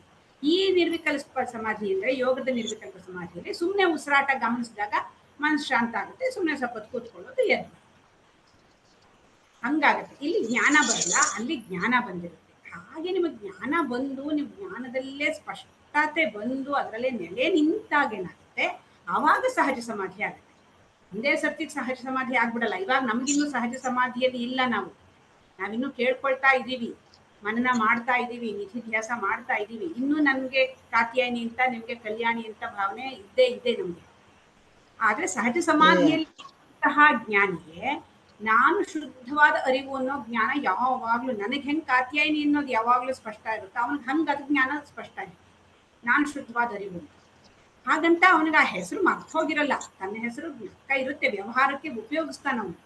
ಆದ್ರೆ ಅವನ ತಿಳುವಳಿಕೆ ಸ್ಪಷ್ಟ. ಈಗ ನಮ್ಗೆ ಇನ್ನೂ ನಾವು ಮಾತಾಡ್ಕೋತೀವಿ, ನಾನು ಹೌದು ನಾನು ಅರಿವು ಅಂತ ಹೇಳ್ಕೊತೀವಿ, ಆದ್ರೆ ಇನ್ನೂ ನಾವು ಅದರಲ್ಲಿ ಗಟ್ಟಿ ನಿಂತಿಲ್ಲ. ಹಾಗೆ ಗಟ್ಟಿ ನಿಂತಾಗ ನಾವು ಸಹಜ ಸಮಾಧಿಯಲ್ಲಿ ಇರ್ತೀವಿ. ಸಹಜ ಸಮಾಧಿ ಅಂದ್ರೆ ಎಚ್ಚರವಾಗಿರ್ಲಿ, ಕಣ್ಣು ಮುಚ್ಚಿರ್ಲಿ, ಕಣ್ಣು ತೆರೆದಿರ್ಲಿ, ನಾನು ಆತ್ಮ ಸ್ವರೂಪ ಅನ್ನೋ ಜ್ಞಾನ ಹೋಗೋದಿಲ್ಲ. ಆ ಜ್ಞಾನದಿಂದಲೇ ಎಲ್ಲ ವ್ಯವಹಾರಗಳು ನಡೆಯುತ್ತೆ. ಹಾಗಿದ್ದಾಗ ಅದನ್ನ ಸಹಜ ಸಮಾಧಿಯಲ್ಲಿ ಇರ್ತೀವಿ. ಮುಂದುವರಿಸಿ. ಅದಕ್ಕೆ ಅವರು ಸಾಕ್ಷಿ ಭಾವ ಅಂತಾನು ಹೇಳ್ತಾರೆ. ಎಲ್ಲವನ್ನೂ ಸಾಕ್ಷಿ ಭಾವದಿಂದ ನೋಡು ಅಂತ ಹೇಳಿ ಒಂದು ತಿಳಿಸ್ತಾರೆ ನಮ್ಗೆ. ಅದಕ್ಕೆ ಸೊ ಇಲ್ಲಿ ನಾವು ನನಗೆ ಹಿಂದೆ ನಾವು ಅಪರೋಕ್ಷಾನುಭೂತಿಯನ್ನು ಮಾಡಿದಾಗ ಈ ರಮಣ ಮಹರ್ಷಿಗಳದ್ದು ಅಷ್ಟಾಂಗ ಯೋಗಕ್ಕೆ ಮತ್ತು ಅಷ್ಟಾಂಗ ಯೋಗ ಇದ್ರದಕ್ಕೂ ರಮಣ ಮಹರ್ಷಿಗಳು ಏನ್ ಹೇಳ್ತಾರೆ ಅಂತ ಎರಡಕ್ಕೂ ಒಂದು ಕಂಪ್ಯಾರಿಸನ್ ಹೇಳಿದ್ದಾರೆ. ಅದ್ರೊಳಗೆ ನಾವು ಮೊದಲನೇದಾಗಿ ಯಮ ಅಂತ ಹೇಳಿ, ಯಮದಲ್ಲಿ ಇಂದ್ರಿಯ ನಿಗ್ರಹಣ ಇವೆಲ್ಲ ಬೇಕು ಅಂತ ಹೇಳ್ತಾರೆ ಯಮದಲ್ಲಿ. ಅದೇನೆ ಇವ್ರು ಏನ್ ಹೇಳ್ತಾರೆ ರಮಣ ಮಹರ್ಷಿಗಳು, ನೀನು ಅದಕ್ಕೆಲ್ಲ ಕಷ್ಟಪಡ್ಬೇಡ, ನೀನು ಅವೆಲ್ಲ ನಿಗ್ರಹ ಮಾಡ್ಬೇಕು, ಇದು ಮಾಡ್ಬೇಕು, ಅದ್ ಮಾಡ್ಬೇಕು ಅಂತ ಬೇಡ. ಈ ವಸ್ತುಗಳಲ್ಲಿ, ಯಾಕಂದ್ರೆ ನಮ್ದು ವಸ್ತುಗಳಿಂದ ನಮ್ಗೆ ಆನಂದ ಸಿಗತ್ತೆ ಅಂತ ಆನಂದಮಯ ಕೋಶದಲ್ಲಿ ನಾವು ಯಾಕೆ ಆನಂದಮಯ ಕೋಶ ಸಹಿತ ಅದು ಶಾಶ್ವತ ಅಲ್ಲ ಅನ್ನೋದನ್ನ ನಾವು ಹೇಳಿದಾಗ, ಯಾಕೆ ಅಂತಂದ್ರೆ ನಮ್ಗೆ ವಸ್ತುಗಳಲ್ಲಿ ಸಂತೋಷದ ಅಂತ, ಬಾಹ್ಯದಲ್ಲಿ ವಸ್ತುಗಳಿಂದ ನನಗೆ ಪ್ರಿಯ ಪ್ರಮೋದ ಆಯ್ತು ಅಂತ ನಾವು ಹೇಳ್ತಾ ಇದ್ದೀವಿ. ಆದರೆ ಆ ವಸ್ತುಗಳಿಂದ ಸಂತೋಷನು ಶಾಶ್ವತ ಅಲ್ಲಪ್ಪ, ಹಾಗಾಗಿ ಆನಂದಮಯ ಕೋಶ ಶಾಶ್ವತ ಅಲ್ಲ ಅಂತ ಹೇಳ್ತಾರೆ. ಹಾಗಾಗಿ ರಮಣ ಮಹರ್ಷಿಗಳು ಹೇಳ್ತಾರೆ, ವಸ್ತುಗಳಲ್ಲಿ ಆನಂದವಿಲ್ಲ, ಆತ್ಮನಲ್ಲಿ ಆನಂದ ಇದೆ. ನೀನು ಅದನ್ನ ಅದನ್ನ ಫಸ್ಟ್ ತಿಳ್ಕೊಂಬಿಡು. ನನ್ನ ಆನಂದದಿಂದ ನಾನು ವಸ್ತುಗಳಲ್ಲಿ ಆನಂದವನ್ನ ಕಾಣ್ತಾ ಇದ್ದೀವಿ ಅಷ್ಟೇ ಹೊರತು ಆ ವಸ್ತುವಿನಿಂದ ನನಗೆ ಆನಂದ ಬರಲಿಲ್ಲ. ಕಾಫಿ ಕುಡಿಯೋದ್ರಿಂದ ನನಗೆ ಆನಂದ ಬಂತು ಅಂತ ನಾನು ಅನ್ಕೋತಾ ಇದ್ದೀನಿ, ಆದ್ರೆ ಆ ಕಾಫಿ ಕುಡಿದ ಆನಂದ ಫಸ್ಟ್ ನನ್ನೊಳಗಿತ್ತು, ಅದರಿಂದ ಆನಂದ ಬಂತು ಅನ್ನೋದು. ಹಾಗಾಗಿ ವಸ್ತುಗಳಲ್ಲಿ ಆನಂದ ಇಲ್ಲ ಅಂತ ಹೇಳ್ಬಿಟ್ಟು ರಮಣ ಮಹರ್ಷಿಗಳು ಮೊದಲು ಅದಕ್ಕೆ ಹೇಳ್ತಾ ಇದ್ದಾರೆ. ಎರಡನೇದು ನಿಯಮನು ಒಂದು ಶಿಸ್ತಿರ್ಬೇಕು. ಅದಕ್ಕೆ ನಮಗೆ ಗೊತ್ತಲ್ಲ, ಇಷ್ಟೊತ್ತಿಗೆ ಎದ್ದೇಳ್ಬೇಕು, ಆ ಥರದ್ದೆಲ್ಲ ಒಂದು ನಿಯಮಗಳನ್ನ ನಾವು ಪಾಲಿಸ್ಬೇಕು ಅಂತ ತುಂಬಾ ಅಷ್ಟಾಂಗ ಯೋಗದಲ್ಲಿ ಅದೆಲ್ಲ ಹೇಳ್ತಾರೆ. ಇಲ್ಲಿ ಯಾವ ನಿಯಮ ನೀನು ಬೆಳೆಸ್ಕೋಬೇಕು? ಯಾವಾಗ್ಲೂ ನಾನ್ ಯಾರಂತ ವಿಚಾರ ಮಾಡು. ನಿನ್ನ ಏನು ಯೋಚನೆ ವಿಚಾರಗಳನ್ನ ಆತ್ಮದ ಕಡೆನೆ ಯಾವಾಗಲೂ ಹರ್ಸು ಅಂತ ಹೇಳಿ. ಅಂದ್ರೆ ಈಗ ಮೇಡಮ್ ಹೇಳಿದಾಗ ಸಹಜ ಸಮಾಧಿ ಅಂತ ಹೇಳಿ, ಯಾವಾಗ್ಲೂ ನೀನು ನಾನು ಯಾರು, ಯಾವುದೇ ಒಂದು ಬೇರೆ ಅನ್ನೆಸರಿ ಥಾಟ್ ಬಂದ ತಕ್ಷಣ ನಾನು ಯಾರು, ನನ್ನ ಆತ್ಮಸ್ವರೂಪ ಅಂದಾಗ ಅದಕ್ಕೆ ಈ ತರ ಥಾಟ್ಸ್ ಅಂತದೆಲ್ಲ ಇದೆಲ್ಲ ಇರೋಲ್ಲ, ಅದು ನನಗೆ ಸಂಬಂಧಪಟ್ಟಿಲ್ಲ, ಅದನ್ನ ನೋಡೋ ಸಾಕ್ಷಿ ನಾನು ಅಂತ ಹೇಳಿದ ತಕ್ಷಣ ಆ ಥಾಟ್ಸ್ ಎಲ್ಲ ತಂತಾನೆ ಹೊಟ್ಟೋಗ್ತಾ ಬರುತ್ತೆ. ಯಾವಾಗ ನಾನು ನನ್ನ ಅರಿವಿನಲ್ಲಿ ನಾನು ಯಾವಾಗ ಇರಕ್ ಪ್ರಯತ್ನ ಮಾಡ್ತೀನಿ, ಅವಾಗ ಏನಾಗತ್ತೆ ಇದೆಲ್ಲ ಹೋಗುತ್ತೆ ಅಂತ ರಮಣ ಮಹರ್ಷಿಗಳು ನಮ್ಗೆ ತಿಳಿಸ್ಕೊಡ್ತಾ ಇದ್ದಾರೆ. ಇನ್ನು ಆಸನಕ್ಕೆ ಹೇಳ್ತಾರೆ. ಆಸನ ಅಂದ್ರೆ ಗೊತ್ತಲ್ಲ, ನಾವ್ ಇದ್ರೊಳಗೂ ಸಹಿತ ಭಗವದ್ಗೀತೆ 6ನೇ ಅಧ್ಯಾಯದಲ್ಲಿ ನೋಡಿದೀವಿ. ನೇರವಾಗಿ ಕುತ್ಕೋಬೇಕು, ಚಕ್ರ ಮಕ್ಕಳ ಹಾಕೊಂಡು ಕುತ್ಕೋಬೇಕು, ಕತ್ತಿ ಹಿಂಗ್ ಇಟ್ಕೊಂಡಿರ್ಬೇಕು, ಹೇಗಿರ್ಬೇಕು, ಹೆಂಗ್ ಕೂರ್ಬೇಕು ಅನ್ನೋದೇ ಫಸ್ಟ್ ಅದೆಲ್ಲ ಹೇಳ್ತಾರೆ. ಅದಕ್ಕೆ ಆಸನ ಸಿದ್ಧಿ ಬೇಕು ಫಸ್ಟ್ ನಮಗೆ ಅಂತ ಹೇಳ್ತಾರೆ. ಯಾಕಂದ್ರೆ ನಮಗೆ ಕೂತ್ಕೊಳ್ಳೋಕೆ ಖಂಡಿತ ಸಾಧ್ಯ ಇಲ್ಲ. ಮೇಡಮ್ ಹೇಳಿದ್ರೆ ಇವಾಗ ನಾವೇನಾರ 1 hour ಏನಾರ ಏನು ಇಲ್ದಲೆ ಕೂತ್ಕೊಳ್ಳಿ ಅಂತಂದ್ರೆ ಆ ಕಡೆ ಇಡ್ಕೆ ತಿನ್ಕಿ ಮಿಣ್ಕಿ ಕೂತ್ಕೊಳ್ಳೋ ಅಷ್ಟೊತ್ತಿಗೆ, ಆ ಕೂತ್ಕೊಳ್ಳೋಕೆ ಸೆಟ್ ಮಾಡ್ಕೊಳ್ಳೋ ಅಷ್ಟೊತ್ತಿಗೆ ಎಲ್ಲಾದುವೆ ಅರ್ಧ ಗಂಟೆ 3/4 ಗಂಟೆ ಆಗಿರುತ್ತೆ. ಹಾರ್ಡ್ಲಿ 10 ನಿಮಿಷ ಒಂದ್ ಸ್ಥಿತಿ ಮುಟ್ಟಿದೀನಿ ಅಷ್ಟು ಆಲ್ರೆಡಿ ಎಚ್ಚರ ಆಗಿರುತ್ತೆ, ಡಣ್ಣ ಅಂತ ಎದ್ದಿರ್ತೀವಿ. ಆ ಪ್ರತಿ ಸಲಿಗೂ ಅದಕ್ಕೆ ಹೋಗೋದಿಕ್ಕೆ ಹೇಳ್ತಾರೆ ಈ ತರ ಕೂತ್ಕೋಬೇಕು ಅಂತ. ಅದೇ ರಮಣ ಮಹರ್ಷಿಗಳು ಹೇಳ್ತಾರೆ, ನೀನ್ ಹೇಗಾರ ಕೂತ್ಕೊ, ನೀನು ಈಗ ವಯಸ್ಸಾದ್ಮೇಲೆ ನನ್ ಕೆಳಗಡೆ ನೆಲದ ಮೇಲೆ ಕೂತ್ಕೊ ನೀನ್ 1 ಗಂಟೆ ಅಂದ್ರೆ ನಂಗೆ ಸಾಧ್ಯನಾ? ಕೆಳಗೆ ಕೂರಕ್ಕೆ ಫಸ್ಟ್ ಕಷ್ಟ. ಆಮೇಲೆ 1 ಗಂಟೆ ಕೂತಾದ್ಮೇಲೆ ಎದ್ದೆ ಅಂದ್ರೆ ಮುಗಿತು, ನಡಿಯಂಗೂ ಇಲ್ಲ, ಕಾಲ್ಗಳೆಲ್ಲ ನೋಡ್ಕೊಂಡು ಕೂತಿರುತ್ತೆ, ಯಾಕಾರ ಕೂತ್ನಪ್ಪ ಅಂತ. ಅವ್ರು ಹೇಳ್ತಾರೆ, ನೀನ್ ಹೇಗಾರ ಕೂತ್ಕೋಪ, ಆದ್ರೆ ನಿನ್ ಮನಸ್ಸನ್ ಸದಾ ಆತ್ಮದ ಕಡೆ ಹರಿಸು ಅಷ್ಟೇ. ಎಲ್ಲ ಫುಲ್ ಆತ್ಮದ ಕಡೆ ನೀನ್ ಅಂದ್ರೆ ಅರಿವು ಅಂತ ಹೇಳಿ, ಆ ಅರಿವು ಚೈತನ್ಯ ಇರೋದು ನೀನ್ ಯಾವಾಗ್ಲೂ ಆ ಕಡೆನೆ ಹರಿಸ್ತಾ ಇರೋ. ನೀನು ಕೂತ್ಕೊ, ಹೇಗಾರ ಕೂತ್ಕೋ, ಹೇಗಾರ ನಿನ್ಕೋ, ನಿಂಗೇನೇನ್ ಸುಖಾಸನ ಅಂತ ಹೇಳ್ತಾ. ಅದಕ್ಕೆ ನೀನ್ ಯಾವ ಸುಖ ಹೇಗ್ ಬೇಕಾದ್ರೆ ಕೂತ್ಕೋಪ ನೀನು ಅಂತ ಹೇಳಿ. ಅದಕ್ಕೇನು ಪ್ರಾಣಾಯಾಮದಲ್ಲಿ ನಮ್ಗೆ ಗೊತ್ತಲ್ಲ, ಪೂರಕ, ಕುಂಭಕ, ರೇಚಕ ಅಂತ ಎಲ್ಲ ಹೇಳಿ ಇದನ್ನೆಲ್ಲ ಮಾಡಿಸ್ತಾರೆ, ಗುರುಜಿ ಮಾಡಿಸ್ತಾ ಇದ್ದಾರೆ ಇದನ್ನ ಪ್ರಾಣಾಯಾಮ ಅಂತ ಹೇಳಿ. ಆದ್ರೆ ರಮಣ ಮಹರ್ಷಿಗಳು ಏನ್ ಹೇಳ್ತಾರೆ, ಈ ನಾಮರೂಪಗಳು ಮಿಥ್ಯ ಅಂತ ಬಿಡದೇ ಪೂರಕ ಅಂದ್ಬಿಡ್ತಾರೆ ಅವರು. ಅದು ಇನ್ನು ಕುಂಭಕ ಅಂತಂದ್ರೆ ಅಲ್ಲಿ ಮಧ್ಯದಲ್ಲಿ ನಾನು ಬ್ರಹ್ಮ ಸ್ವರೂಪಿ ಅಂತ ಹೇಳೋವಂಥದ್ದು ಅಂತ ಹೇಳಿ ಇದನ್ನ ಅವರು ಹೇಳ್ತಾ ಇದ್ದಾರೆ. ಅದಕ್ಕೆ ನಮ್ಗೆ ಮೂರನ್ನು ನೀನು ಉಸಿರು ಬಿಟ್ಟಾಗ ನಾನೇನು ಅಲ್ಲ ಅಂತ ಹೇಳಿ ನಾವು ಒಂದು ಆತ್ಮಸ್ವರೂಪದಲ್ಲಿ ನಿಲ್ಲೋ ಅಂಥದಕ್ಕೆ ಅವರು ಈ 3 ಉದಾಹರಣೆಗಳನ್ನ ಕೊಡ್ತಾರೆ. ನಾಮರೂಪಗಳನ್ನ ಮಿಥ್ಯ ಅಂತ ಬಿಡೋದು ಅಂತ ಹೇಳ್ಬಿಟ್ಟದು, ಬ್ರಹ್ಮಸ್ವರೂಪ ನಾನು ಅಂತ ಯಾವಾಗ್ಲೂ ನಾವು ಆ ಒಂದು ಹಂತದಲ್ಲಿ ಇರುವಂಥದ್ದು. ಮತ್ತೆ ಪ್ರತ್ಯಾಹಾರ, ಏನದು ಪ್ರತ್ಯಾಹಾರದಲ್ಲಿ ಯೋಗದಲ್ಲಿ ಇಂದ್ರಿಯ ನಿಗ್ರಹ ಮಾಡುವಂಥದ್ದು. ನಾವು ಏನಂತಂದ್ರೆ ಆ ಇಂದ್ರಿಯ ನಿಗ್ರಹ ಎಲ್ಲ ಮಾಡಿ ಕೂತ್ಕೊಳ್ಳೋ ಅಂಥದ್ದು ಆ ಮನಸ್ಸನ್ನ ಎಲ್ಲ ಅದನ್ನು. ಆದ್ರೆ ಈ ರಮಣ ಮಹರ್ಷಿಗಳು ತುಂಬಾ ಸುಲಭ ಹೇಳ್ಬಿಡ್ತಾರೆ, ಆತ್ಮನ ಕಡೆ ಸದಾ ಗಮನ ಹರಿಸೋದಂತೆ, ನಾಮರೂಪ ಬಿಡುವಂಥದ್ದು. ನಾಮರೂಪನ ಇಲ್ಲ ಅಂದ ತಕ್ಷಣ ನಾವೇನಾಗುತ್ತೀವಿ, ಅಹಂಕಾರ ಮಮಕಾರಗಳಿಲ್ಲ, ನಾಮರೂಪ ಇಲ್ಲ ಅಂದ್ರೆ ನಾವೇ ಆತ್ಮದಲ್ಲಿ ಭಾವದಲ್ಲಿ ಇರ್ಲಿಕ್ಕೆ ತುಂಬಾ ಸಾಧ್ಯ ಆಗತ್ತೆ ಅಂತ ಹೇಳಿ. ಇನ್ನು ಧಾರಣ ಮಾಡ್ಕೋತೀವಿ ನಾವು, ಯಾವುದೋ ಒಂದು ಮಂತ್ರ ಜಪನೋ ಅಥವಾ ಉಸಿರು ಕಡೆನೇ ಗಮನ ಹರಿಸೋದು, ಆ ಥರದ್ದೆಲ್ಲ ಒಂದು ಧಾರಣ ಅಂತ ಹೇಳಿ ಅಷ್ಟಾಂಗದಲ್ಲಿ ಹೇಳ್ತಾರೆ. ಹೀಗಿರ್ಬೇಕು, ಯಾವುದೋ ಒಂದು ಹಿಡ್ಕೋಬೇಕು ನೀವು, ಅಥವಾ ಒಂದು ಓಂಕಾರ ಅಂತ ಏನೋ ಎದುರಿಗಿರುತ್ತೆ ಅದು ನೋಡ್ತಾನೇ ಇರುವಂತಾನೋ, ಅಥವಾ ಒಂದು ಚಿಕ್ಕೆ ಇಟ್ಟಿರ್ತಾರೆ ಆ ಚಿಕ್ಕೆನೇ ನೋಡ್ತಾ ಇರು ಅಂತ. ಇವನ್ನೆಲ್ಲ ನಿಮ್ಗೆ ಮೈಂಡು ಒಂದು ಕಾನ್ಸಂಟ್ರೇಟ್ ಮಾಡಕ್ಕೆ ಒಂದು ಯಾವುದೋ ಒಂದನ್ನು ಇಟ್ಟಿರ್ತಾರೆ ಎದುರುಗಡೆ, ಇಟ್ಕೊಂಡು ನೀವು ಮಾಡಿ ಅಂತ. ಆದ್ರೆ ರಮಣ ಮಹರ್ಷಿಗಳು ಹೇಳ್ಬಿಡ್ತಾರೆ, ಮನಸ್ಸು ಎತ್ತ ಹೋದ್ರೂ ಸದಾಕಾಲ ಬ್ರಹ್ಮನೇ ಇದ್ದಾನೆ ಎಂದು ಅರಿಯುವುದು ಅಂತ ಹೇಳ್ಬಿಟ್ಟು ಸೋಹಂ ಧ್ಯಾನ ಮಾಡು ಅಂತ ಹೇಳ್ಬಿಡ್ತಾರೆ. ಅಂದ್ರೆ ನನ್ನ ಮನಸ್ಸು ಎಲ್ಲೆಲ್ಲಿ ಹೋದ್ರೂ ಅಲ್ಲೆಲ್ಲ ಕಡೆನೂ ಅವನೇ ಇದ್ದಾನಲ್ಲ, ಅವನ ಸ್ವರೂಪನೇ ಇದೆಯಲ್ಲ, ನೀನು ಎಲ್ಲನೂ ಅವನ ಸ್ವರೂಪಕ್ಕೆ ನೀನು ಬದಲಾಯಿಸ್ಕೊಂಡ್ಬಿಡು ಅಂತ ಹೇಳಿ ನಮಗೆ ಅದರೊಳಗೆ ತಿಳಿಸ್ಕೊಡ್ತಾರೆ, ಸರ್ವಂ ಕಲ್ವಿದಂ ಬ್ರಹ್ಮ ಅಂತೇಳಿ. ಮತ್ತೆ ಈ ಧ್ಯಾನ ಅಂತ ನೆಕ್ಸ್ಟ್ ಬರುತ್ತೆ. ಅದರೊಳಗೆ ಏನಂತ, ಧ್ಯಾನದಲ್ಲಿ ನಮಗೆ ಗೊತ್ತಲ್ಲ, ಮನಸ್ಸನ್ನ ಒಂದೇ ಕಡೆ ಕೇಂದ್ರೀಕರಿಸ್ಬೇಕು ಅಂತ ಹೇಳಿ. ಆ ಕೇಂದ್ರೀಕರಿಸಿದಾಗ ಏನಾಗುತ್ತೆ, ನಮ್ದು ಸಮಾಧಿಗೆ ಹೋಗ್ತೀವಿ, ವಿಚಾರ ಶೂನ್ಯ ಆಗತ್ತೆ ನಮ್ಗೆ. ಅದು ಅಲ್ಲಿ ನಾವು ಅದು ಹೇಳ್ತಾ ಇದೀವಿ, ಪ್ರತಿ ಸಲ ಮನೋ ಲಯ ಆಗತ್ತೆ, ಕ್ಷಣಕ್ಕೆ ಲಯ ಆಗತ್ತೆ. ವಿಚಾರ ಶೂನ್ಯ ಆದಾಗ ನನ್ನ ಮನಸ್ಸು ಆ ಒಂದು ಇರೋ ಹಂತ ತನಕ ಅದು ಲಯದಲ್ಲಿ ಇರತ್ತೆ ಅಂತ ಹೇಳಿ. ಆದ್ರೆ ಇವ್ರು ಹೇಳ್ತಾರೆ, ರಮಣ ಮಹರ್ಷಿಗಳು, ನೀನು ಜ್ಞಾನದಿಂದ ಮಾಡು. ಇದೆಲ್ಲ ಏನಂತ ಯೋಗದಿಂದ ಇದನ್ನೆಲ್ಲ ತಗೊಂಡ್ ಬರ್ತಾರೆ. ಆದ್ರೆ ನೀನು ಜ್ಞಾನದಿಂದ ಮಾಡಿದಾಗ ನೀನು ಸಚ್ಚಿದಾನಂದ ಸ್ವರೂಪ ಅಂತ ಧಾರಣ ಮಾಡುವಂತಾರೆ ಅವರು. ನೀನು ನಾನು ಯಾರು ಅಂತ ಅರಿಯೋದು ಅಂತ ಹೇಳ್ಕೊಂಡು ನೀನು ಆ ಹಂತದಲ್ಲಿ ಸೋಹಂ ಹಂ ಸಹ ಅಂತ ಹೇಳಿ ಅದನ್ನ ನೀನು ಧಾರಣ ಮಾಡ್ಕೊಂಡು ನಾನು ಸಚ್ಚಿತ್ ಆನಂದ ಸ್ವರೂಪ ಅಂತ ನೀನು ಮಾಡಿಕೊಂಡು ಸಮಾಧಿಗೆ ಹೋದಾಗ ಅವಾಗ ಏನಾಗುತ್ತೆ, ಅಹಂ ಬ್ರಹ್ಮಾಸ್ಮಿ ಹೇಳ್ತಾರಲ್ಲ, ಬ್ರಹ್ಮನಲ್ಲಿ ಒಂದಾಗದ ಸಮಾಧಿ ಅಂತ ಇದ್ರೊಳಗೆ. ಅವಾಗ ಏನಾಗತ್ತೆ, ಮನೋ ನಾಶ ಆಗತ್ತೆ ಅಂತೇಳಿ ಅದರೊಳಗೆ ಹೇಳ್ತಾರೆ. ನಾನು ಯಾರೆಂಬ ಅಹಂಕಾರ ಬಿಡಬೇಕು ಅಂತ ವಿಚಾರ ಮಾಡಿ ಅರಿಯೋದು ನಿಜವಾದ ಸಮಾಧಿ ಅಂತ ಹೇಳಿ. ಇಲ್ಲಿ ನಾವು ಇವಾಗ ಹೇಗೆ ಸಹಜ ಸಮಾಧಿ ಅಂತ ನಾವು ಹೇಳಿದ್ವಲ್ಲ, ನಾನು ಯಾರು ಅಂತ ನಾನು ವಿಚಾರ ಮಾಡಿ ನಾನು ಕೂತ್ಕೊಂಡಾಗ ಅವಾಗ ಏನಾಗುತ್ತೆ, ಅದು ಆ ಒಂದು ಸಮಾಧಿಗೆ ನಾವು ಹೋಗ್ತೀವಿ. ಆ ಸಮಾಧಿಲಿ ನಮಗೇನಾಗತ್ತೆ, ಅವಾಗ ನಮ್ಗೆ ಎಚ್ಚರ ಆದಾಗ್ಲೂ ನಾವು ಅರಿವಿಗೆಲ್ಲೇ ಇರ್ತೀವಿ ನಾವು. ಸೊ ನಮ್ಗೆ ಅವಾಗ ಏನಾಗುತ್ತೆ, ಏನಂತ ಈ ಅನುಭವ ಬಂದಾಗ, ನಮಗೆ ಜ್ಞಾನೇಂದ್ರಿಯಗಳ ಅನುಭವಕ್ಕೆ ಬಂದಾಗ್ಲೂ ನಾವು ಏನ್ ಮಾಡ್ತೀವಿ, ಇದು ಪ್ರತ್ಯಕ್ಷನೇ, ಇದ್ಯಾವುದು ಅಲ್ಲ ಇದು ಅಂತ ಹೇಳಿ. ಪರೋಕ್ಷ ಅಂದ್ರೇನು, ಈ ಸ್ವರ್ಗಾದಿಗಳು ಏನೇನಿದೆ ಅವೆಲ್ಲ ನಾವು ಅನ್ಕೋತಾ ಇದೀವಿ, ಅವ್ಯಾವು ಅಲ್ಲ. ಅದೆಲ್ಲ ನಾವು ಏನು ಎರಡೂ ಅಲ್ಲದೆ ಇರೋದು. ನಾವು ಪ್ರತ್ಯಕ್ಷ ಪರೋಕ್ಷ ಎರಡೂ ಅಲ್ದಲೇ ಇರೋದು. ನನ್ನ ಅಪರೋಕ್ಷ ಅನುಭೂತಿ ಇದು ಸರ್ವಂ ಕಲ್ವಿದಂ ಅಥವಾ ಅಹಂ ಬ್ರಹ್ಮಾಸ್ಮಿ ಅಂತ ಹೇಳಿ ನಾವು ಆ ನನ್ನ ಸಚ್ಚಿದಾನಂದ ಸ್ವರೂಪವೇ ನಾನು ಅಂತ ಹೇಳಿ ಅಚಲವಾದ ನಿಷ್ಠೆಲಿ ಅದನ್ನ ನಾವು ಉಳಿದ್ಬಿಡ್ತೀವಿ. ನಾವು ಅದು ಅಪರೋಕ್ಷ ಜ್ಞಾನ ಅಂತಲ್ಲ, ಆ ನಿಷ್ಠೆಲಿ ನಾವು ಉಳಿದಾಗ ಅವಾಗ ಏನಾಗುತ್ತೆ, ಅದು ಸಹಜ ಸಮಾಧಿಯಾಗಿ ನಮ್ಮಲ್ಲಿ ಯಾವಾಗಲೂ ಪರಿವರ್ತನೆ ಹೊಂದಿ ಇರುತ್ತೆ.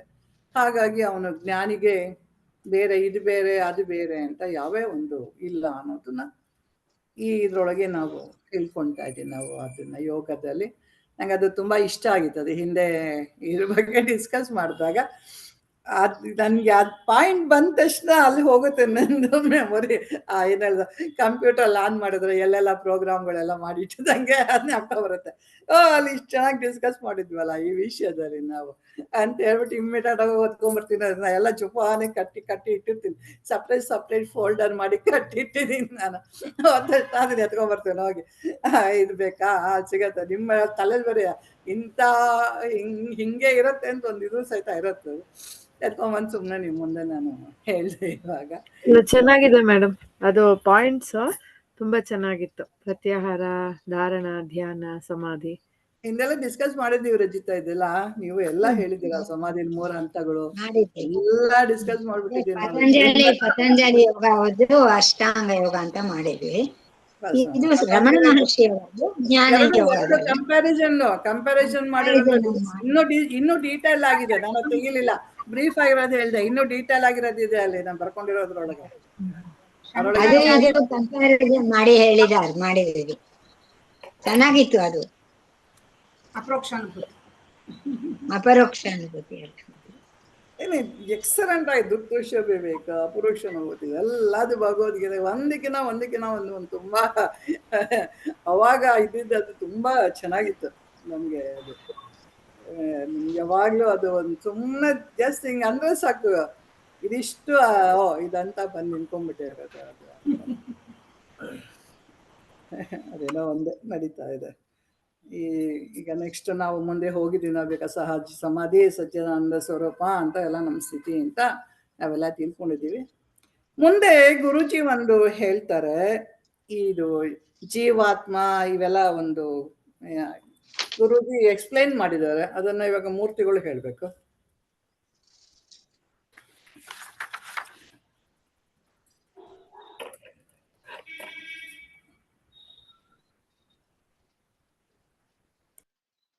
ಮೇಡಮ್, ಇಲ್ಲಿ ಆತ್ಮ ಯಾವ ಕೋಶವೂ ಅಲ್ಲ, ಎಲ್ಲಾ ಕೋಶಗಳು ಆತ್ಮವೇ ಅಂತ ಹೇಳ್ತಾರೆ.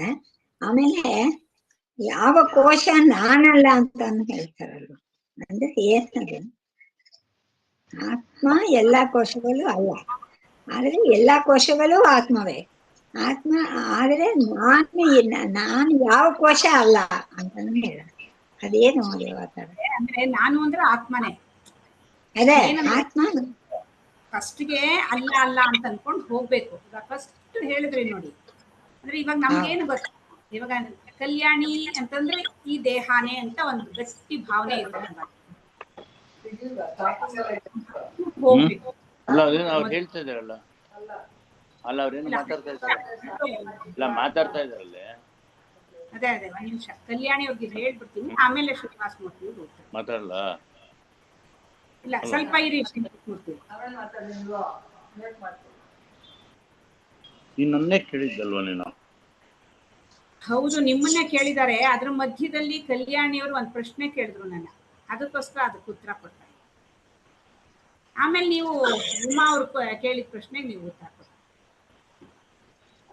ಈಗ ಯಾವ ಕೋಶಗಳು ನಾನಲ್ಲ, ಯಾವ ಕೋಶಗಳು ಆತ್ಮನಲ್ಲ ಅನ್ನೋ ಎರಡೂ ಒಂದೇ. ಅಂದ್ರೆ ನಾನು ಅನ್ನೋದು ಆತ್ಮ ಅಲ್ವಾ, ನಿಜವಾದ ನಾನು ಅನ್ನೋದು ಆತ್ಮ. ಸೊ ಆತ್ಮ ಯಾವ ಕೋಶನೂ ಅಲ್ಲ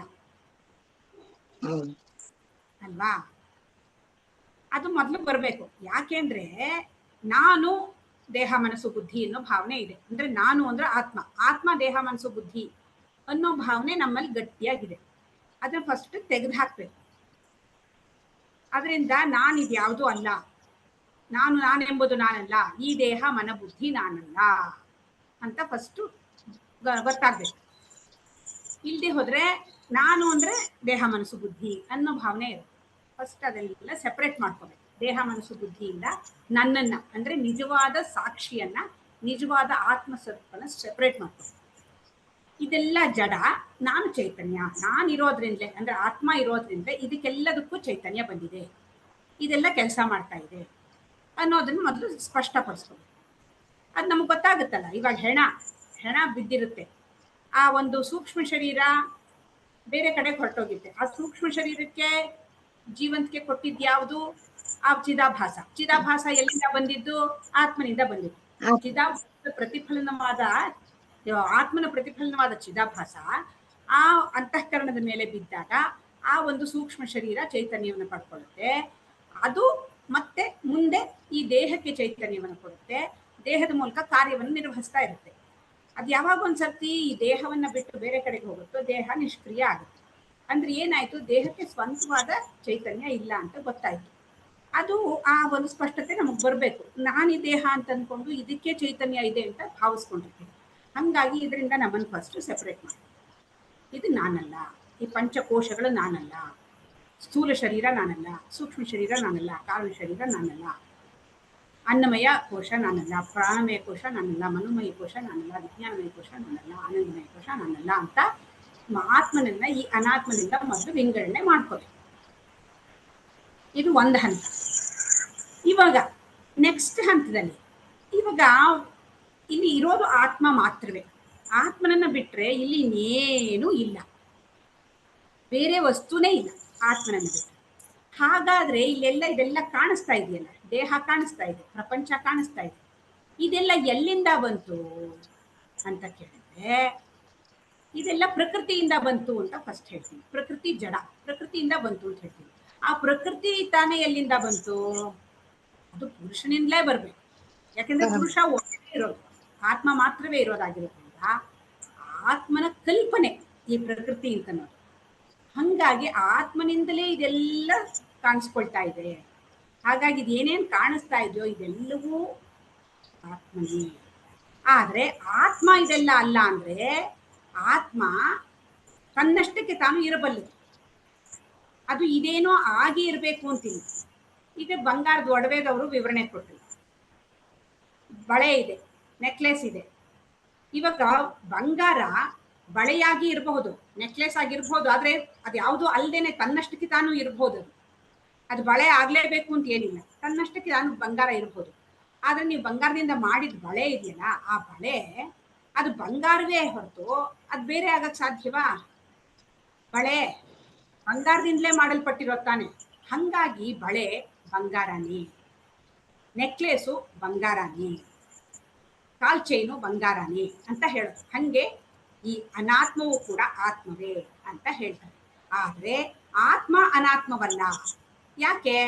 ಆತ್ಮಕ್ಕೆ ಸ್ವಂತ ಚೈತನ್ಯ ಇದೆ. ಅದು ಅನಾತ್ಮ ಆಗಿ ಇರೋ ಅವಶ್ಯಕತೆ ಇಲ್ಲ. ಅನಾತ್ಮದ ರೂಪದಲ್ಲಿ ಬೇಕಾದ್ರೆ ಕಾಣಿಸ್ಕೊಳ್ಬಹುದು ಅದು. ಆದ್ರೆ ಅದಿಲ್ದೇನು, ಆ ರೂಪ ಇಲ್ಲದೆ ಕೂಡ ಅದು ಇರಬಲ್ಲ. ಹಾಗಾಗಿ ಆತ್ಮ ಅನಾತ್ಮವಲ್ಲ. ಆದ್ರೆ ಅನಾತ್ಮ ಆತ್ಮವಿಲ್ಲದೆ ಅನಾತ್ಮವಿಲ್ಲ. ಬಂಗಾರದ ಬಳೆ ಬಂಗಾರವಿಲ್ಲದೆ ಆ ಬಳೆಯ ಆಕಾರವನ್ನ ಪಡ್ಕೊಳ್ಳೋಕೆ ಅದು ಸಾಧ್ಯವಿಲ್ಲ. ಹಾಗಾಗಿ ಬಂಗಾರದ ಬಳೆ ಬಂಗಾರವೇ, ಬಂಗಾರದ ನೆಕ್ಲೆಸ್ ಬಂಗಾರವೇ. ಆದ್ರೆ ನಿಜವಾದ ಬಂಗಾರ ಏನಿದೆ ಅದು ಬಳೆಯೂ ಅಲ್ಲ, ನೆಕ್ಲೆಸ್ಸೂ ಅಲ್ಲ, ಅದು ಬಂಗಾರ ಅನ್ನೋ ದೃಷ್ಟಿಯಲ್ಲಿ ಹೇಳೋದು. ಅನಾತ್ಮ ಆತ್ಮವೇ, ಪಂಚಕೋಶಗಳು ಆತ್ಮವೇ, ಆದ್ರೆ ಆತ್ಮ ಪಂಚಕೋಶಗಳಿಲ್ಲ ಅಂತ ಹೇಳೋದು ಈ ಒಂದು ದೃಷ್ಟಿ. ಅರ್ಥ ಆಯ್ತಾ ನಿಮ್ದು? ಆಯ್ತಾಯ್ತು, ಆಗಿದೆ, ಅರ್ಥ ಆಗಿದೆ. ಅದು ಸ್ವಲ್ಪ ಅನಲೈಸ್ ಮಾಡ್ಕೋಬೇಕು. ಏನ್ ಸಿಂಪಲ್ಲೇ, ಏನ್ ಕಾಂಪ್ಲಿಕೇಟೆಡ್ ಏನಿಲ್ಲ. ಏನೇನ್ ಕಾಣಿಸ್ತಾ ಇದೆಯೋ ಅದೆಲ್ಲವೂ ಆತ್ಮನ ರೂಪಗಳೇ ಹಾಗೆ ನೋಡಕ್ ಹೋದ್ರೆ. ಆದ್ರೆ ಯಾವುದೋ ಒಂದು ಪರ್ಟಿಕ್ಯುಲರ್ ಆತ್ಮ ಅಂತ ಹೇಳಕ್ಕಾಗಲ್ಲ. ಇವಾಗ ಆತ್ಮ ನಾವೆಲ್ಲರೂ ಆತ್ಮವೇ ಆ ತರ ನೋಡಕ್ ಹೋದ್ರೆ. ಕಲ್ಯಾಣಿನೂ ಆತ್ಮನೇ, ಉಮಾನೂ ಆತ್ಮನೇ, ರಜಿತಾನೂ ಆತ್ಮನೇ, ಶ್ರೀನಿವಾಸ ಮೂರ್ತಿನೂ ಆತ್ಮನೇ, ಸುಧಾನೂ ಆತ್ಮನೇ, ಇನ್ನು ಏನೇನು ಕಲ್ಲು ಬಂಡೆ ಏನೇನಿದೆ ಎಲ್ಲವೂ ಆತ್ಮವೇ. ಯಾವುದೋ ಒಂದು ಪರ್ಟಿಕ್ಯುಲರ್ ಕಲ್ಯಾಣಿ ಮಾತ್ರ ತಗೊಂಡು ಕಲ್ಯಾಣಿ ಮಾತ್ರ ಆತ್ಮ ಅಂತ ಹೇಳಕ್ಕಾಗಲ್ಲ. ಆ ತರ ಆತ್ಮನ ದೃಷ್ಟಿಯಿಂದ ನೋಡಿದಾಗ. ಇವಾಗ ಕಲ್ಯಾಣಿಯ ದೃಷ್ಟಿಯಿಂದ ನೋಡಿ, ಕಲ್ಯಾಣಿ ಕಡೆಯಿಂದ ಹೋದ್ರೆ ಕಲ್ಯಾಣಿ ಎಲ್ಲಿಂದ ಬಂದಿರೋದು? ಕಲ್ಯಾಣಿ ಚೈತನ್ಯ ಆತ್ಮನಿಂದ ಬಂದಿರೋದು. ಹಂಗಾಗಿ ಕಲ್ಯಾಣಿ ಆತ್ಮವೇ, ಉಮಾ ಆತ್ಮವೇ. ಇಂಡಿವಿಜುವಲ್ ಆಗಿ ತಗೊಂಡಾಗ ಒಂದೊಂದು ಆತ್ಮ ಅಂತ ಹೇಳ್ಬೋದು. ಆತ್ಮನ ಕಡೆಯಿಂದ ತಗೊಂಡಾಗ ಎಲ್ಲವೂ ಆತ್ಮವೇ ಅಂತ ಹೇಳ್ಬೋದು. ಅದೆಲ್ಲದರ ರೂಪವನ್ನು ಬಿಟ್ಟು ಕೂಡ ಆತ್ಮ ಇರಬಲ್ಲದು ಅಂತ ಹೇಳ್ಬೋದು. ಯಾವುದೋ ಒಂದು ಇಂಡಿವಿಜುವಲ್ಗೆ ಆತ್ಮನನ್ನ ಸೀಮಿತಗೊಳಿಸೋಕೆ ಸಾಧ್ಯ ಇಲ್ಲ. ಒಂದೇ ಒಂದು ಅಲೆಗೆ ನೀರನ್ನ ಸೀಮಿತಗೊಳಿಸಕ್ಕಾಗಲ್ಲ. ಅಲೆಯೂ ನೀರೇ, ಗುಳ್ಳೆಯೂ ನೀರೇ, ಮಳೆಯೂ ನೀರೇ ಅಂತ ಹೇಳ್ಬೋದೇ ಹೊರತು ನೀರು ಬರೀ ಒಂದು ಗುಳ್ಳೆ ಅಂತ ಹೇಳಕ್ಕಾಗತ್ತಾ? ನೀರಿಗೆ ಇನ್ನೂ ಬೇಕಾದಷ್ಟು ಬಾಹುಳ್ಯಾಗಿ ಬಹಳ ವಿಶಾಲತೆ ಇದೆ. ಆ ತರಹದ್ರಲ್ಲಿ ಅದನ್ನ ಅನಲೈಸ್ ಮಾಡ್ತೀವಿ ಅಷ್ಟೇ. ಅರ್ಥ ಆಯ್ತು. ಹೇಳಿ ಉಮಾ ಅವರೇ. ಹಾ, ಮೂರ್ತಿಗಳು ಪ್ರಶ್ನೆ ಹೇಳ್ತೀರಾ? ಅದಕ್ಕೆ ಒಂದು ಪ್ರಶ್ನೆ ಕೇಳಿದೆ ನಾನು. ಒಂದು ಜೀವಾತ್ಮ ಒಂದು ಇದ್ರ ಬಗ್ಗೆ ಏನು ಅಂತ ಹೇಳಿ ಒಂದು ಗುರುಜಿ ಎಕ್ಸ್ಪ್ಲೈನ್ ಮಾಡಿದ್ದಾರೆ. ಅದು ತಾವು ಲಾಸ್ಟ್ ಟೈಮ್ ಅದು ತಮಗೆ ಗೊತ್ತಾಗ್ಲಿಲ್ಲ ಅಂತ ಅದಕ್ಕೆ ನಿಮ್ಮನ್ನು ಕೇಳ್ತಾ ಇದ್ದೀನಿ ಸರ್. ಜೀವ ಪ್ಲಸ್ ಆತ್ಮ, ಜೀವಾತ್ಮ ಅಂತ ಹೇಳಿದ್ದಾರೆ. ಸೊ ಈಗ ಮೇಡಮ್ ಹೇಳಿದಂಗೆ ಜೀವ ಆತ್ಮನ ಮೇಲೆ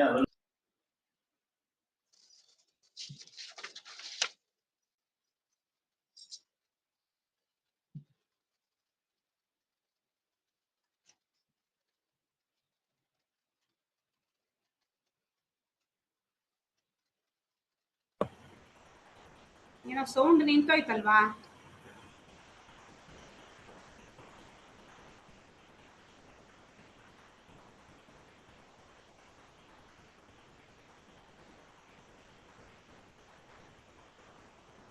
ಕೇಳಿಸ್ತಾ ಇದೆಯಾ ಮೇಡಮ್ ನಿಮಗೆ?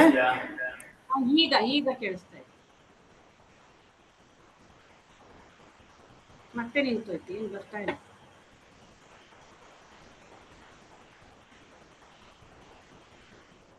ನಿಮಗ್ ಕೇಳಿಸ್ತಾ ಇದೆಯಾ ಕಲ್ಯಾಣಿ ಮೇಡಮ್? ಹಾ, ಇವಾಗ ಕೇಳಿಸ್ತು. ನಿಮಗ್ ಕೇಳಿಸ್ತಾ ಇಲ್ವಾ ಅಂದಿದ್ ಕೇಳಿಸ್ತು.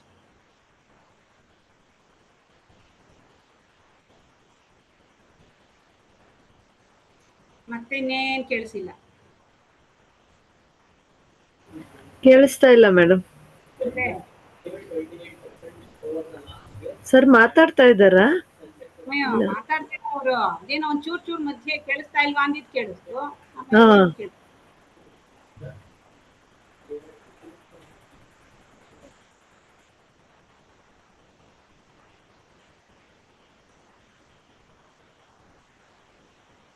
ಅದೇ ಜೀವ ಪ್ಲಸ್ ಆತ್ಮ ಇಸ್ ಈಕ್ವಲ್ ಟು ಜೀವಾತ್ಮ. ಸೊ ಇಲ್ಲಿ ಗುರುಗಳು ಇದನ್ನ ಬಲ್ಬ್ ಅಂಡ್ ಎಲೆಕ್ಟ್ರಿಸಿಟಿಗೆ ಹೋಲಿಸಿದ್ದಾರೆ. ಸೊ ಈಗ ನಮ್ಮ ಜೀವ ಬಲ್ಬ್ ಇದ್ದಂಗೆ, ಆತ್ಮ ಅಂದ್ರೆ ಎಲೆಕ್ಟ್ರಿಸಿಟಿ ಇದ್ದಂಗೆ. ಸೊ ಜೀವ ಬಲ್ಬು ಅದಾಗದೆ ಪ್ರಕಾಶಮಾನ ಆಗಕ್ಕಾಗಲ್ಲ. ಅದಕ್ಕೆ ಯಾವಾಗಲೂ ಅದಕ್ಕೆ ಚೈತನ್ಯದ ಒಂದು ಇದರಲ್ಲೇ ಬೆಳಗೋದು. ಸೊ ಆದರೆ ಎಲೆಕ್ಟ್ರಿಸಿಟಿ ಬಲ್ಬ್ ಇಲ್ಲದೆ ಇದ್ರೂ ಎಲೆಕ್ಟ್ರಿಸಿಟಿ ಹೇಗೆ ಹರಿತಾ ಇರುತ್ತೋ ಅದೇ ರೀತಿ ಆತ್ಮ ಎಲ್ಲ ಕಡೆ ಹರಿತಾ ಇರುತ್ತೆ. ಅದಕ್ಕೆ ಈ ಒಂದು ಉಪಾಧಿಗಳ ಇದು ಬೇಕಾಗಿಲ್ಲ ಅನ್ನೋದು ಇಲ್ಲಿ ಹೇಳಿದ್ದಾರೆ. ಸೊ ಇದೇ ರೀತಿ ನಮಗೆ ಬುದ್ಧಿಯಲ್ಲಿ ಆತ್ಮನ ಬೆಳಕು ಬಂದಾಗ ಚಿದಾಭಾಸದಲ್ಲಿ ಬುದ್ಧಿ ಕೆಲಸ ಮಾಡುತ್ತದೆ. ಆದರೆ ಬುದ್ಧಿಯ ಬೆಳಕಿನಲ್ಲಿ ಆತ್ಮನ ಇರುವಿಕೆ ಗೊತ್ತಾಗುವುದಿಲ್ಲ ಅಂತ ಹೇಳಿದ್ದಾರೆ. ಬುದ್ಧಿಯ ಬೆಳಕಿನಲ್ಲಿ ಆತ್ಮನ ಇರುವಿಕೆ ಗೊತ್ತಾಗೋದಿಲ್ಲ, ಆದರೆ ಆತ್ಮನ ಇರುವಿನಲ್ಲಿ ಬುದ್ಧಿಯ ಕೆಲಸ ಮಾಡುತ್ತದೆ ಅಂತ ಗುರು ಹೇಳಿದ್ದಾರೆ. ಸೊ ಆನಂದಮಯ ಕೋಶ ಗಾಢ ನಿದ್ರೆಯಲ್ಲಿ ವ್ಯಕ್ತವಾಗುತ್ತದೆ. ಎಚ್ಚರ ಮತ್ತು ಕನಸಿನಲ್ಲಿ ಸ್ವಲ್ಪ ಯಾಕೆ ವ್ಯಕ್ತ ಆಗುತ್ತೆ ಅಂತಂದ್ರೆ, ಆಗ ಅದು ಬೇರೆ ಬೇರೆ ವಿಚಾರಗಳು ಬಂದಾಗ ನಾವು ಎಚ್ಚರ ಮತ್ತು ಕನಸಿನಲ್ಲಿ ರಾಗ, ದ್ವೇಷ, ಈ ಅಹಂಕಾರ ಬಂದಾಗ ಆ ಪೂರ್ಣ ಸಂತೋಷ, ಆ ಒಂದು ಆನಂದ ಅರಿವು ಪೂರ್ಣಮಯವಾಗಿ ಕಾಣಿಸಲ್ಲ. ಅದಕ್ಕೆ ಅವ್ರು ಹೇಳಿದ್ದಾರೆ ಕಾಫಿ ಆನಂದ, ವಿಷಯಾನಂದ, ಭೋಜನಾನಂದ ಅಂತ ಹೇಳಿಬಿಟ್ಟು. ಯಾಗ ನೀವು ಗಾಢ ನಿದ್ರೆಯಲ್ಲಿ ಎಲ್ಲ ಶರೀರ, ಮನಸ್ಸು, ಬುದ್ಧಿ ಕೋಶಗಳು ಎಲ್ಲವೂ ಒಂದು ಕೆಲಸ ಮಾಡೋದ್ರಿಂದ ಆವಾಗ ಬರೀ ಅದು ಸೂಕ್ಷ್ಮ ರೂಪದಲ್ಲಿದ್ದು ಬರೀ ಆನಂದಮಯ ಕೋಶ ಇದ್ದಾಗ ಅದು ಆನಂದಮಯದಲ್ಲಿ ಪೂರ್ಣವಾಗಿ ನಿಮಗೆ ಆ ಒಂದು ಆನಂದದ ಇದು ಅರಿವು ನೀವು ಎಚ್ಚರ ಆದಾಗ ಆಗುತ್ತೆ. ಆಗ ಗೊತ್ತಾಗಲ್ಲ. ಯಾಕೆಂದ್ರೆ ನೀವು ಪೂರ್ಣ ನಿದ್ದೆಯಲ್ಲಿದ್ದಾಗ ನಾನು ದೇಹ ಅಂತ ಅನ್ಕೊಂಡ್ರೆ ಅಲ್ಲಿ ನೀವು ಎಚ್ಚರದಲ್ಲೇ ಇದ್ದಂಗೆ ಆಗುತ್ತಲ್ವಾ. ಸೊ ನನಗೆ ಬರ್ತಾ ಇದೆ ಅಂತಂದ್ರೆ, ಸೊ ಯಾವುದೇ ವಿಚಾರಗಳೇ ಇಲ್ದಿರಾ ಈ ಯಾವುದೇ ಉಪಾಧಿಗಳು ದೇಹ, ಮನಸ್ಸು, ಬುದ್ಧಿ ಯಾವುದೂ ಕೆಲಸ ಮಾಡ್ತಾ ಇದ್ದಾಗ ನಿಮಗೆ ಆ ಪೂರ್ಣ ಪ್ರಮಾಣದ ಆನಂದ ಅರಿವಾಗುತ್ತೆ. ಅದನ್ನು ನೀವು ಎಚ್ಚರ ಆದ್ಮೇಲೆ ಹೇಳ್ತೀವಿ. ಅದೇ ನಮಗೆ ಎಚ್ಚರ ಆದರೆ ಯಾಕೆ ಆಗೋದಿಲ್ಲ ಅಂತಂದ್ರೆ, ಎಚ್ಚರದಲ್ಲಿ ಬೇರೆ ಬೇರೆ ವಿಷಯಗಳ ಬಗ್ಗೆ, ಹೊರಗಿನ ವಿಷಯಗಳ ಬಗ್ಗೆ ನಾವು ಆಕರ್ಷಣೆ ಜಾಸ್ತಿ ಆಗುತ್ತೆ. ಅದರ ಮೇಲೆ ನಾವು ಹೋದಾಗ ಅದರ ಮೇಲೆ ಪಡೀಬೇಕು ಅಂತ ಆಸೆ ಬರುತ್ತೆ. ಸೊ ನಮ್ದು ಆಗ ಆ ಒಂದು ಪೂರ್ಣತ್ವದ ಬೆಳಕು ನಮಗೆ ಹರಿಯೋದಿಲ್ಲ. ಸೊ ಅದರಿಂದ ಈ ಜೀವ ಪ್ಲಸ್ ಆತ್ಮ ಅಂತ ಅಂದ್ರೆ ಅದು ಆತ್ಮನ ಮೇಲೆ ಜೀವ ಅವಲಂಬಿತವಾಗಿದೆ ಹೊರತು ಜೀವ ಆತ್ಮನ ಮೇಲೆ ಅವಲಂಬಿತವಾಗಿಲ್ಲ ಅಂತ ಹೇಳಿದ್ದು ಇದು ಎಲೆಕ್ಟ್ರಿಸಿಟಿ ಆ್ಯಂಡ್ ಬಲ್ಬ್ ಈ ಎಕ್ಸಾಂಪಲ್ ಇದರಲ್ಲಿ ಗುರುಗಳು ಹೇಳಿದ್ದಾರೆ. ಸೊ ಅದು ಮುಂದಿಂದು ಶ್ಲೋಕ ಬಂದ್ಬಿಡುತ್ತೆ ಅಷ್ಟೇ ಅಲ್ವಾ? ಮುಂದೆ ಶ್ಲೋಕ ಬರುತ್ತೆ. ಸೊ ಇಲ್ಲಿ ಏನಂತಂದ್ರೆ ನಮಗೆ ಈ ಒಂದು ಅಂತಃಕರಣಕ್ಕೆ ತನ್ನಿಂದ ಮುಂದಕ್ಕೆ ನೋಡಕ್ ಸಾಧ್ಯ ಇದೆ, ತನ್ನಿಂದ ಹಿಂದಿಗೆ ನೋಡಕ್ಕೆ ಸಾಧ್ಯ. ನಾವು ಸಾಕಷ್ಟು ಸಲ ಈ ವಿದ್ಯಾರಣ್ಯರದು ಇದ್ರ ಉದಾಹರಣೆಗೂ ನೋಡಿದ್ವಿ ನಾವು ಅದನ್ನ. ಒಂದು ಕಥೆ ಸಹಿತ ನಮಗೆ ಚೆನ್ನಾಗಿ ದರ್ಪಣ ಇದ್ರದ್ದು ನಾವು ಹಾಗಾಗಿ ಏನಾಗತ್ತೆ, ಬುದ್ಧಿಗೆ ಆಗ್ಲಿ ಇನ್ಯಾವುದಕ್ಕೂ ನಾನು ಆತ್ಮ ಅನ್ನೋದು ಅದಕ್ಕೆ ಗೊತ್ತಾಗಲ್ಲ ಅದಕ್ಕೆ. ಸೊ ಅದು ಮುಂದೆ ಹೋಗಿ ಪ್ರಪಂಚದ ಜೊತೆ ಒಟ್ಟಿಗೆ ವಸ್ತುಗಳಿಂದ ಜೊತೆ ಸೇರ್ಕೊಂಡು ತಾನು ಅದು ಅಂತ ಹೋಗಿ ಐಡೆಂಟಿಫೈ ಮಾಡ್ಕೊಳ್ಳೋದಷ್ಟೇ ಹೊರತು ತನ್ನ ಹಿಂದೆ ಒಂದು ಆತ್ಮದ ಚೈತನ್ಯ ಅಂತಿದೆ, ಅದರಿಂದ ಇದು ನನ್ನ ಕೆಲಸ ಮಾಡ್ತಾ ಇದ್ದೀನಿ, ಇದರಿಂದ ನಾನು ನೋಡ್ತಾ ಇದ್ದೀನಿ ಅನ್ನೋದು ಅದಕ್ಕೆ ಗೊತ್ತಿಲ್ಲ. ಹಾಗಾಗಿ ಏನಾಗಿದೆ, ನಾವು ಇವೆಲ್ಲ ನಾವು ಕರ್ಮ ಬಂಧನ ಅಂತ ನಾ ಹೇಳ್ತಾ ಇದೀವಿ, ಎಲ್ಲದ್ರೊಳಗೂ ಸಿಗಾಕೊಳ್ತಾ ಇದೀವಿ ಅಂತ ಹೇಳಿ ನಮ್ಗೆ ಅದರಿಂದ ಹಿಂದೆ ನಮ್ಗೆ ತಿಳ್ಕೊಂಡಿದ್ದೀವಿ ಸಾಕಷ್ಟು ಏನು ಅಂತ ಹೇಳಿ. ಯಾಕೆ ನಮ್ಗೆ ಯಾವಾಗ ಅದು ಐಡೆಂಟಿಫೈ ಮಾಡ್ಕೊಂಡು ಅಹಂಕಾರದ ಜೊತೆ ನಾನು ಅಂತ ಬಂದಾಗ ಈ ಕರ್ತೃತ್ವ, ಜ್ಞಾತೃತ್ವ ಮತ್ತೆ ಭೋಕ್ತೃತ್ವಗಳೆಲ್ಲ ಬರುತ್ತೆ. ಅದರಿಂದ ಕರ್ಮನಿಂದ ಕರ್ಮ ಫಲ, ಪಾಪ ಪುಣ್ಯಗಳು ಎಲ್ಲದು ಒಂದೊಂದಾಗತ್ತೆ, ಒಂದು ಸೇರ್ಕೊಂಡು ಇದು ಜನ್ಮಾಂತರಗಳಂತ ನಮ್ಗೆ ತಿಳ್ಕೊಂಡಿದ್ದೀವಿ. ಆತ್ಮ ಅನ್ನೋದು ಅಪರಿಮಿತ, ಅದು ಯಾವುದಕ್ಕೂ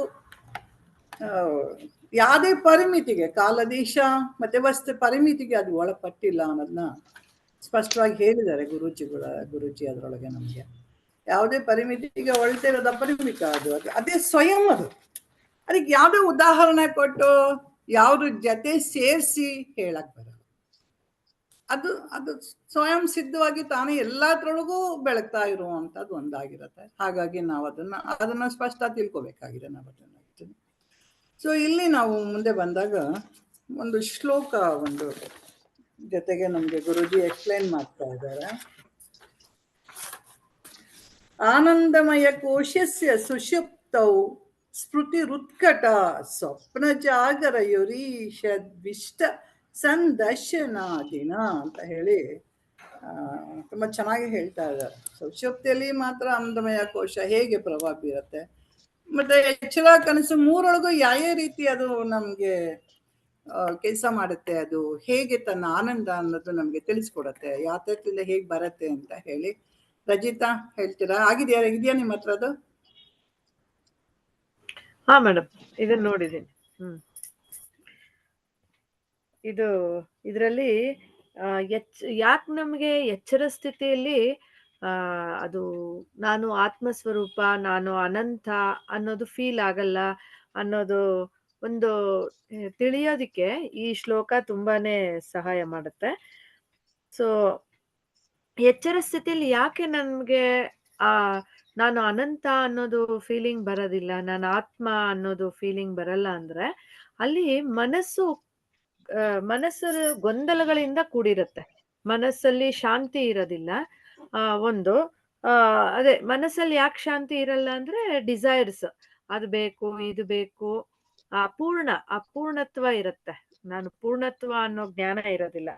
ಸೊ ಹಾಗಾಗಿ ಪೂರ್ತಿ ವ್ಯಕ್ತವಾಗೋದಿಲ್ಲ.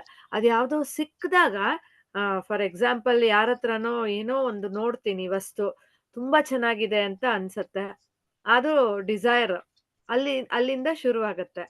ಆವಾಗ ಪ್ರಿಯ, ಮೋದ, ಆಮೋದ, ಪ್ರಿಯ ಫಸ್ಟ್ ಪ್ರಿಯ ಆಗತ್ತೆ ನೋಡಿ, ಓ ಎಷ್ಟ್ ಚೆನ್ನಾಗಿದೆ ಅಲ್ವಾ ಅಂತ ಅನ್ಕೋತೀನಿ.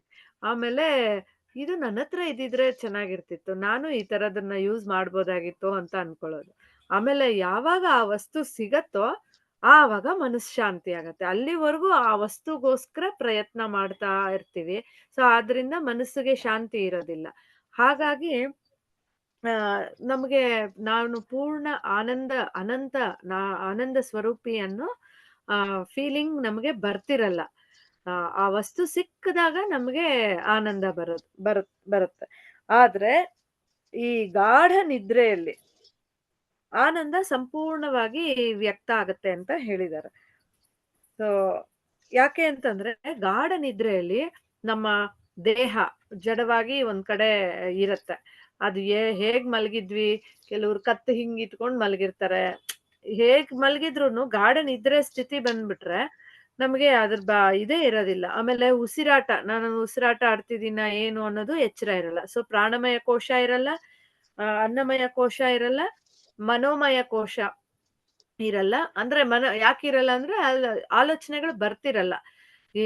ಏನ್ ಮಾಡೋದು, ನಾಳೆ ಏನ್ ಅಡ್ಗೆ ಮಾಡೋದು, ನಾಳೆ ಎಲ್ಲೆಲ್ಲಿ ಹೋಗ್ಬೇಕು, ಆಫೀಸ್ಗೆ ಯಾವ್ಯಾವ ಬ್ಯಾಂಕ್ಗೆ ಹೋಗ್ಬೇಕು, ಈ ತರದ್ ಏನು ಯೋಚನೆಗಳು ಬರ್ತಿರಲ್ಲ ಗಾಢ ನಿದ್ರೆಯಲ್ಲಿ. ಆದ್ರಿಂದ ಮನಸ್ಸು ಶಾಂತ. ಅದು ಮನೋಮಯ ಕೋಶನು ಶಟ್ ಡೌನ್, ಎಲ್ಲಾ ಕೋಶಗಳು ಶಟ್ ಡೌನ್ ಆಗಿರುತ್ತೆ. ಆನಂದಮಯ ಕೋಶ ಮಾತ್ರ ಅಲ್ಲಿಂದ ಆನಂದ ಸಂಪೂರ್ಣವಾಗಿ ವ್ಯಕ್ತ ಆಗ್ತಾ ಇರುತ್ತೆ. ಆಮೇಲೆ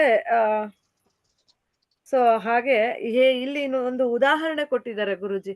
ಹೇಗೆ ರಾತ್ರಿ ಹೊತ್ತು ನಮ್ಗೆ ನಕ್ಷತ್ರ ಮತ್ತೆ ಚಂದ್ರ ಕಾಣುತ್ತೋ, ಬೆಳಕಿನಲ್ಲಿ ಸೂರ್ಯನಿದ್ದಾಗ್ಲೂನು ಚಂದ್ರ ನಕ್ಷತ್ರಗಳು ಎಲ್ಲ ಇದ್ದೇ ಇರುತ್ತೆ, ಆದ್ರೆ ನಮಗೆ ಕಾಣೋದಿಲ್ಲ. ಹಾಗೆ ನಮಗೆ ಆನಂದ ಅನ್ನೋದು ಎಲ್ಲಾ ಕೋಶಗಳಲ್ಲೂ ವ್ಯಕ್ತ, ಆನಂದ ಆತ್ಮ ಎಲ್ಲಾ ಕೋಶಗಳಲ್ಲೂ ಇರುತ್ತೆ, ಆದ್ರೆ ಸಂಪೂರ್ಣವಾಗಿ ವ್ಯಕ್ತ ಆಗೋದು ಆನಂದಮಯ ಕೋಶದಲ್ಲಿ ಮಾತ್ರ ಅಂತ ಹೇಳ್ತಾರೆ. ತುಂಬಾ ಚೆನ್ನಾಗಿದೆ ಇದು ಕಾನ್ಸೆಪ್ಟ್. ಇಲ್ಲಿ ನೋಡಿ, ಈಗ ಆನಂದ ಮನೋಮಯ ಬಂದ್ಮೇಲೆ ವಿಜ್ಞಾನ ಬರುತ್ತೆ, ಆನಂದ ಬರುತ್ತೆ. ಆದ್ರೆ ಇಲ್ಲಿ ನಮ್ಗೆ ವಿಜ್ಞಾನಮಯ ಕೋಶದ್ದು ನಮ್ ಕೆಲ್ಸಗಳು ನಾವು ಹೇಳೋದೇ ಇಲ್ಲ. ಯಾಕೆ ಅಂತಂದ್ರೆ ಆನಂದಮಯ ಅದು ಮನೋಮಯದಲ್ಲೇ ಭಾವನೆಗಳು, ಸುಖ ದುಃಖ, ಕಲ್ಪನೆಗಳು ಎಲ್ಲವೂ ಮನೋಮಯದಲ್ಲೇ ಇರೋದ್ರಿಂದ ಈ ಆನಂದಮಯನು ಮನೋಮಯನೇ ಅವಲಂಬಿಸಿದೆ. ಅವೆರಡು ಒಂದಕ್ಕೊಂದು ಅವಲಂಬಿಸಿರೋದು ನಮಗೆ ಗೊತ್ತಾಗ್ತಾ ಇದೆ. ನಮ್ಗೆ ಪ್ರತಿ ಸಲ ಗುರುಜಿ ಹೇಳಿದಾಗ ಯಾವಾಗ ನಮ್ಗೆ ಆನಂದ ಸಿಗುತ್ತೆ, ಮನಸ್ಸು ಶಾಂತ ಆದಾಗ, ನನಗೆ ತುಂಬಾ ಖುಷಿ ಆದಾಗ, ಅವಾಗ ನನ್ಗೆ ಆನಂದ ಸಿಗುತ್ತೆ. ಅದು ಮನಸ್ಸನ್ನ ತುಂಬಾ ಮನಸ್ಸಿಗೆ ಡಿಪೆಂಡ್ ಆಗಿದೆ ಅನ್ನೋದು ಪ್ರತಿ ಸಲ ಇದನ್ನ ನಾವು ನೋಡಿದಾಗ ಗುರುಜಿ ಈ ಮನೋಮಯದಲ್ಲಿ ಎಲ್ಲಾತ್ರೊಳಗೂ ನಿಮ್ಗೆ ಮನಸ್ಸನ್ನು ಹೇಳ್ತಾರೆ. Correct madam. ಇದು ನನ್ನ ಲೈಫ್ ಎಕ್ಸಾಂಪಲ್ ತಗೋಬೇಕು ಅಂದ್ರೆ, ನಾನು ಅದ್ ಮಾಡಿದ್ರೆ ಆನಂದ, ಇದ್ ಮಾಡಿದ್ರೆ ಆನಂದ ಅನ್ಕೊಂಡು ಇಷ್ಟೆಲ್ಲ ಇದ್ ಮಾಡ್ಕೊಂಡ್ ಬಂದೆ. ಆಮೇಲೆ ಆಕ್ಚುಲ್ ಆಗಿ ನೆಕ್ಸ್ಟ್ PhD ಮಾಡ್ಬೇಕು ಅಂತಾನು ಇದ್ದೆ ಆಕ್ಚುಲ್ ಆಗಿ. ಅದ್ ಮಾಡ್ಬಿಡ್ಬೇಕು ಅಂತ. ಬಟ್ ಯಾವಾಗ ನನ್ಗೆ ಈ ಜ್ಞಾನ ಬಂತೋ, ಅದ್ ಮಾಡಿದ್ರೇನೆ ಆನಂದ ಅನ್ನೋದೇನಿಲ್ಲ, ಚಾನ್ಸ್ ಸಿಕ್ಕಿದ್ರೆ ಮಾಡೋಣ. ಈಗ ಎಷ್ಟು ಆಗಿದೆಯೋ ಅಷ್ಟ್ರಲ್ಲಿ ಏನು ಉಪಯೋಗ ಆಗತ್ತೋ ಲೋಕ ಕಲ್ಯಾಣಕ್ಕೆ ಅದನ್ನ ಮಾಡೋಣ. ಫಸ್ಟು ಮನಃಶಾಂತಿ ಆಗುವಂತಹ ಮಾರ್ಗ ತಿಳ್ಕೊಳ್ಳೋಣ ಅನ್ನೋ ಒಂದು ಕ್ಲಾರಿಟಿ ಬಂತು. ಹಾಗಾಗಿ ಮೊದಲೆಲ್ಲ ನಾನು ಅಪೂರ್ಣತ್ವ ಫೀಲ್ ಮಾಡ್ತಾ ಇದ್ದೆ. ಯಾಕೆಂದ್ರೆ ಮನಸ್ಸಲ್ಲಿ ಅದ್ ಮಾಡಿದ್ರೆ ಚೆನ್ನಾಗಿರತ್ತೆ, ಇದ್ ಮಾಡ್ಬೇಕು, ಅದ್ ಮಾಡ್ಲೇಬೇಕು ಅನ್ನೋ ಒಂದು ತಪ್ಪು ವಿಚಾರಗಳು, ಕಲ್ಪನೆಗಳು ಇತ್ತು. ಈಗ ಗುರಿ ಕ್ಲಿಯರ್ ಆಯ್ತು. ಆತ್ಮನೋ ಮೋಕ್ಷಾರ್ಥಂ ಜಗದ್ಹಿತಾಯ ಅನ್ನೋದು ಗುರಿ. ಆ ಗುರಿ ಸೇರೋದಿಕ್ಕೆ ಯಾವ್ದು ಸುಲಭ ದಾರಿನೋ, ಯಾರ್ಯಾರು ಆ ಗುರಿ ಸೇರ್ತಾ ಇದಾರೋ ಹಿಂದೆ ಮುಂದೆ, ಅವ್ರನ್ನ ಫಾಲೋ ಮಾಡ್ಕೊಂಡು ಹೋಗೋಣ ಅನ್ನೋ ಒಂದು ಇದು ಅಂಡರ್ಸ್ಟ್ಯಾಂಡಿಂಗ್ ಇಂದ, ಗುರು ಕೃಪೆಯಿಂದ ಮನಸ್ಸು ಶಾಂತ ಆಗ್ತಾ ಇದೆ. ಸೊ ತುಂಬಾ ಚೆನ್ನಾಗಿ ರಿಲೇಟ್ ಮಾಡಿದೆ ನಾನು.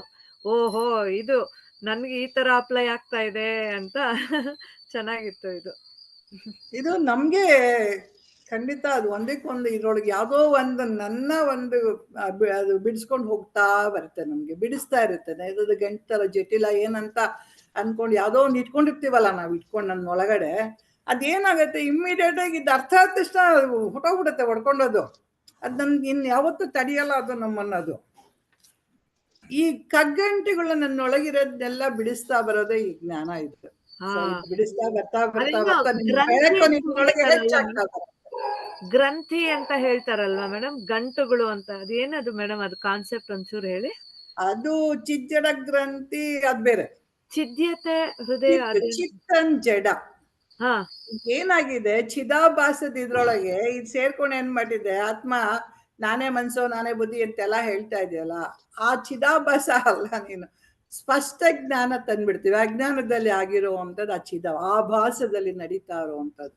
ಅದನ್ನ ತೆಗೆದಾಗ ಚಿತ್ ಮತ್ತು ಜಡ, ಈ ಚಿತ್ ಏನ್ ಮಾಡ್ತಾ ಇದೆ, ಜಡದ ಜೊತೆ ಸೇರ್ಕೊಂಡು ನಾನು ಹಂಗೆ ಅಂತ ಹೊಡ್ತಾ ಇದೆಯಲ್ಲ, ಅದನ್ನ ಬಿಡಿಸಿದಾಗ ಚಿತ್ತ ಸ್ಪಷ್ಟವಾಗಿ ನಿಮ್ಗೆ, ಚಿತ್ತ ಅಲ್ಲ, ಚಿತ್ತ ಅಂದ್ರೆ ಅಂತಃಕರಣ, ಚಿತ್ತ ಅಂದ್ರೆ ಕಾನ್ಶಿಯಸ್ನೆಸ್. ಅದೇನಾಗುತ್ತೆ, ಸ್ಪಷ್ಟತೆ ಬಂದ ತಕ್ಷಣ ಎಲ್ಲ ತಣ್ಣಗಾಗ್ಬಿಡ್ತಾವೆ ಇವೆಲ್ಲ. ಸರಿನಾ ಮೇಡಮ್? ಸೊ ಅದು ಚಿತ್ ಜಡ. ಅದು ನನ್ನೊಳಗಿರೋ ಗ್ರಂಥಿಗಳು ಬೇರೆ. ನನ್ನೊಳಗೆ ಗ್ರಂಥಿಗಳಂದ್ರೆ ಸಣ್ಣ ಸಣ್ಣ ಮೇಡಮ್. ಅದೇ ಹೇಳಿದ್ ಕರೆಕ್ಟೇನೆ. ಚಿತ್ತು ಜಡ ಎರಡನ್ನೂ ಸೇರಿಸ್ಬಿಟ್ಟಿರುತ್ತೆ. ಅಹಂಕಾರ ಪರಸ್ಪರ ಆರೋಪ ಮಾಡ್ಬಿಟ್ಟಿರುತ್ತೆ. ಜಡದ ಲಕ್ಷಣಗಳನ್ನ ಚಿತ್ ಮೇಲೆ, ಚಿತ್ನ ಲಕ್ಷಣಗಳನ್ನ ಜಡದ ಮೇಲೆ ಆರೋಪ ಮಾಡಿರೋದ್ರಿಂದ ಈ ಎಲ್ಲ ಪ್ರಾಬ್ಲಮ್ಮು ಸ್ಟಾರ್ಟ್ ಆಗಿರುತ್ತೆ. ಸೊ ಚಿತ್ ಜಡ ಗ್ರಂಥಿಯ ಒಂದು ನಾಶ ಅಂದ್ರೆ ಅಹಂಕಾರದ ನಾಶ ಯಾವಾಗ ಆಗುತ್ತೋ ಆಗ ಕ್ಲಾರಿಟಿ ಬರುತ್ತೆ. ಚಿತ್ ಅನ್ನೋ ಅಂದ್ರೆ ಈ ಚಿದಾಭಾಸಕ್ಕೆ ತಾನು ಸಾಕ್ಷಿಯೇ, ತಾನು ಈ ದೇಹ ಮನಸ್ಸು ಬುದ್ಧಿ ಅಲ್ಲ ಅನ್ನೋದು ಅದಕ್ಕೆ ಅರ್ಥ. ಆಕ್ಚುಲಿ ನನ್ಗೆ ಅದು ಸ್ಪಷ್ಟತೆ ಯಾವಾಗ ಬಂತು ಅಂದ್ರೆ, ಗುರೂಜಿ ಒಂದು ಟಾಕ್ ಕೊಟ್ಟಿದ್ದಾರೆ, ಅದು ನೀವು ನೋಟ್ಸ್ ಮಾಡಿಕೊಟ್ರಲ್ಲ ಮೇಡಮ್, ಅದನ್ನ ನನ್ಗೆ ಅವಾಗ ಅದು ತುಂಬಾ ಹೆಲ್ಪ್ ಆಯ್ತದು. ಲಾಸ್ಟಿಗೆ ಹೆಂಗಾಯ್ತು, ಇದೇ ಅಲ್ವಾ ಚಿಜ್ಜಡ ಅಂತಂದ್ರೆ. ನಾವು ಅದು ಕೃಷ್ಣ ವಿವೇಕದಲ್ಲಿ ನೋಡ್ತೀವಲ್ಲ, ಚಿಜ್ಜತೆ ಅದು ಒಂದು ಪದ್ಯ ಇದೆಯಲ್ಲ, ಕೊನೆಯಲ್ಲಿ ಹೃದಯ ಗ್ರಂಥಿ ಅಥವಾ ಸಮಥಿಂಗ್. ಹೃದಯ ಗ್ರಂಥಿ ಛಿದ್ಯತೆ ಸರ್ವ ಸಂಶಯ ಕ್ಷೀಯಂತೆ ತಸ್ಯ ಹಾ, ಕರ್ಮಾಣಿ. ಅದ್ರ ಬಗ್ಗೆನೇ ಮೇಡಮ್ ನಾನೀಗ ಕೇಳಿದ್ದು.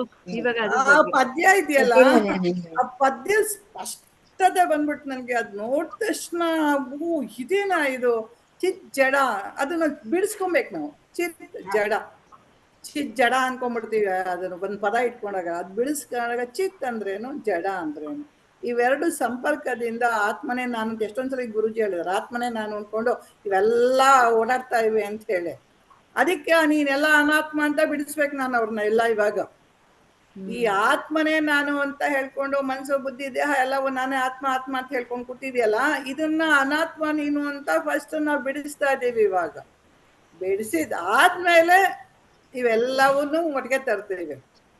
ಅಲ್ಲಿವರೆಗೂ ನಾವು ಹೀಗೆ ಹೋಗ್ತಾ ಇರ್ತೀವಿ, ಅದಲ್ಲ ಇದಲ್ಲ ಇದಲ್ಲ ಅಂತ. ಇನ್ನು ನಾವು ನೇತಿಲಿ ಇದೀವಿ. ನಾವು ಇನ್ನು ಇತಿನಕ್ಕೆ ಬಂದಿಲ್ಲ. ನಾವು ಇತಿ ಅಂತ ಎಂಡಿಗೆ ಬರ್ತೀವಿ. ಇನ್ನು ನೆಕ್ಸ್ಟ್ ಅಹಂಕಾರನು ನಾನೆಲ್ಲ ಬಿಡ್ಬೇಕಾಗಿದೆ ನೆಕ್ಸ್ಟ್ ಟಾಕಲ್ಲಿ. ಲಾಸ್ಟಿಗೆ ಇತಿ ಅಂತ ನಾವು ಬರ್ತೀವಿ ನಾವು. ಸೊ ಇದೆಲ್ಲವೂ ನಾವು ನೀತಿ ಅಂತ ಹೇಳ್ಕೊಂಡು ಬರ್ತಾ ಇದೀವಿ. ಮಧ್ಯ ಇತಿಗಳನ್ನ ತಗೊಂಡ್ ಬರ್ತಾ ಇದೀವಿ ನಾವು. ಅದ್ರೊಳಗೆ ಆ ಸೂಕ್ಷ್ಮನ ನಾವು ಗಮನಿಸ್ಕೋಬೇಕಷ್ಟೆ. ಆ ಸೂಕ್ಷ್ಮ ಏನ್ ಇತಿ ಅಂತ ಏನ್ ಹೇಳ್ತಾರ ಅಲ್ಲ, ಅದನ್ನ ಹಿಡ್ಕೊಂಡ್ಬಿಡ್ಬೇಕು. ಈ ನೇತಿನ ಪಕ್ಕದಲ್ಲಿ ತಳ್ತಾ ಇರ್ಬೇಕು ನಾವು ಅದನ್ನ.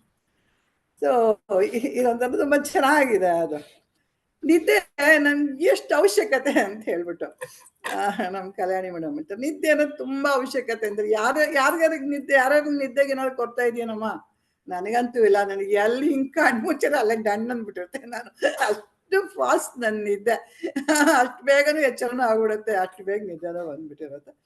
ನಿದ್ದೆಗೆ ನಂಗೆ ಎಲ್ಲಿ ಮಲಗಿದ್ರು ಹೊಸ ಜಾಗ ಅಂತಿಲ್ಲ, ಅಥವಾ ನೆಲ ಹಾಸಿಗೆ ಅಂತಿಲ್ಲ, ಎಲ್ಲಿ ಕಣ್ಮುಚ್ಚಿರಲ್ಲಿ ನಿದ್ದೆ ಬರ್ತದೆ. ಒಂದ್ ಕಾಲದಲ್ಲಿ ಇತ್ತು ನಾನು ತುಂಬಾ ಎಷ್ಟು ಕಂಫರ್ಟ್ಸ್ ಇಟ್ಕೊಂಡಿದ್ದೆ ಅಂತಂದ್ರೆ, ನನ್ಗೆ ಹಾಸಿಗೆ ಇಲ್ದಾರೆ ನಿದ್ದೆ ಬರ್ತಾ ಇರಲಿಲ್ಲ. ಮಂಚನೇ ಆಗಿರ್ಬೇಕು, ಅದ್ರ ಮೇಲೆ ಹಾಸಿಗೆ ಇರಬೇಕು, ಅದಕ್ಕೆ ಒಳ್ಳೆ ಬ್ಲಾಂಕೆಟ್, ಅದ್ಯಾವುದೋ ಒಂದಿದೆ ಬ್ಲಾಂಕೆಟ್ ನನ್ನ ಹತ್ರ, ಅದು ಇವತ್ತವರೆಗೂ ಬದಲಾಯಿಸಿಲ್ಲ ನಾನು. ಅದು ಹರಿದೋದ್ರೆ ಇನ್ನೊಂದು ಬ್ಲಾಂಕೆಟ್ ಕೊಂಡ್ಕೊಂಡ್ಬರ್ತೀನಿ, ಅಷ್ಟು ಬಿಟ್ರೆ ಆ ಬ್ಲಾಂಕೆಟ್ ಬಿಟ್ಟು ಬೇರೆ ಬ್ಲಾಂಕೆಟ್ ಹೊತ್ತಿಲ್ಲ ನಾನು ಇವತ್ತವರೆಗೂ. ಇವತ್ತಿಗೂ ಅದು ನನಗೆ ಅದು ಹೊದ್ಕೊಂಡ್ರೆ ನಿದ್ದೆ, ಅದು ಹೊತ್ಕೊಂಡ ತಕ್ಷಣ ನಿದ್ದೆ ಮಾಡ್ಬಿಟ್ಟಿರ್ತೀನಿ. ಆ ಕಂಫರ್ಟ್ಸ್ನ ಬಿಡೋಕ್ಕೋಸ್ಕರ ನಾನು ಎಷ್ಟೊಂದು ದಿವಸ ಬರೀ ಒಂದು ಚಾಪೆ ಹಾಕೊಂಡು ಮಲ್ಕಕ್ಕೆ ಶುರು ಮಾಡಿದೆ. ನೀನು ಹೆಂಗೆ ಮಲ್ಕೊಂಡು ನಿದ್ದೆ ಬರಬೇಕು, ಸಾಕು ನಿನ್ಗೆ ಈ ಸುಖ ಕೊಟ್ಟಿದ್ದು ಅಂತ. ಇಲ್ಲ ಅಂದ್ರೆ ಎಲ್ಲರೂ ಹೋದ್ರೆ ಸಾಕು, ಯಾರ ಮನೆಗೆ ಹೋದ್ರು ಹೋಟೆಲ್ ಹುಡುಕ್ತಾ ಇದ್ದೆ ನಾನು. ನನಗೆ ಅವ್ರ ಮನೇಲಿ ರೂಮ್ ಇಲ್ಲ, ಮಲ್ಕೊಳಕ್ ಕಂಫರ್ಟ್ ಇಲ್ಲ, ಅದಿಲ್ಲ ಇದಿಲ್ಲ ಅಂತ ಅನ್ಕೊಂಡು ಕೊನೆಗೆ ಎಲ್ಲವನ್ನು ಬಿಡ್ಬೇಕು, ಇಲ್ದಿದ್ರೆ ಸಾಧ್ಯ ಆಗಲ್ಲ ಅಂತ ಬರೀ ನೆಲದ ಮೇಲೆ ಒಂದು ಸಣ್ಣದೇನೋ ಒಂದು ಇಟ್ಕೊಂಡು ಚಾಪೆ ಹಾಕೊಂಡು ಆ ಥರ ಮಲಗಿ, ಅದಕ್ಕೆ ಇದನ್ನು ನೀನು ಅನುಭವಿಸು ಇದಕ್ಕೆನ ಅಂತ ಹೇಳಿ ಒಂದು ಹಂತಕ್ಕೆ ತಗೊಂಡು ಬಂದೆ. ಹಾಗಾಗಿ ನಿದ್ದೆ ಅನ್ನೋದು ಎಷ್ಟು ಅವಶ್ಯಕತೆ ಮೇಡಮ್. ಶ್ರೀನಿವಾಸ ಮೂರ್ತಿ ಇವ್ರು ಏನೋ ಆಡ್ ಮಾಡಕ್ ಹೋದ್ರೇನೋ ಅನ್ಕೊಳ್ತಾ ಇದ್ದೆ. ಏನೋ ಶಬ್ದ ಬಂತು ಅವ್ರ ಕಡೆಯಿಂದ. ಇದು ನೀವು ಚಾಪೆ ಮೇಲೆ ಮಲ್ಕೊಳ್ಳೋದು ಅಂತ ಏನೋ ಹೇಳ್ತಿದ್ದಾಗ ಅವ್ರೇನೋ ಹೇಳಕ್ ಹೊರಟ್ರೇನೋ ಅನ್ಕೊಂಡೆ. ಏನಿಲ್ವಾ?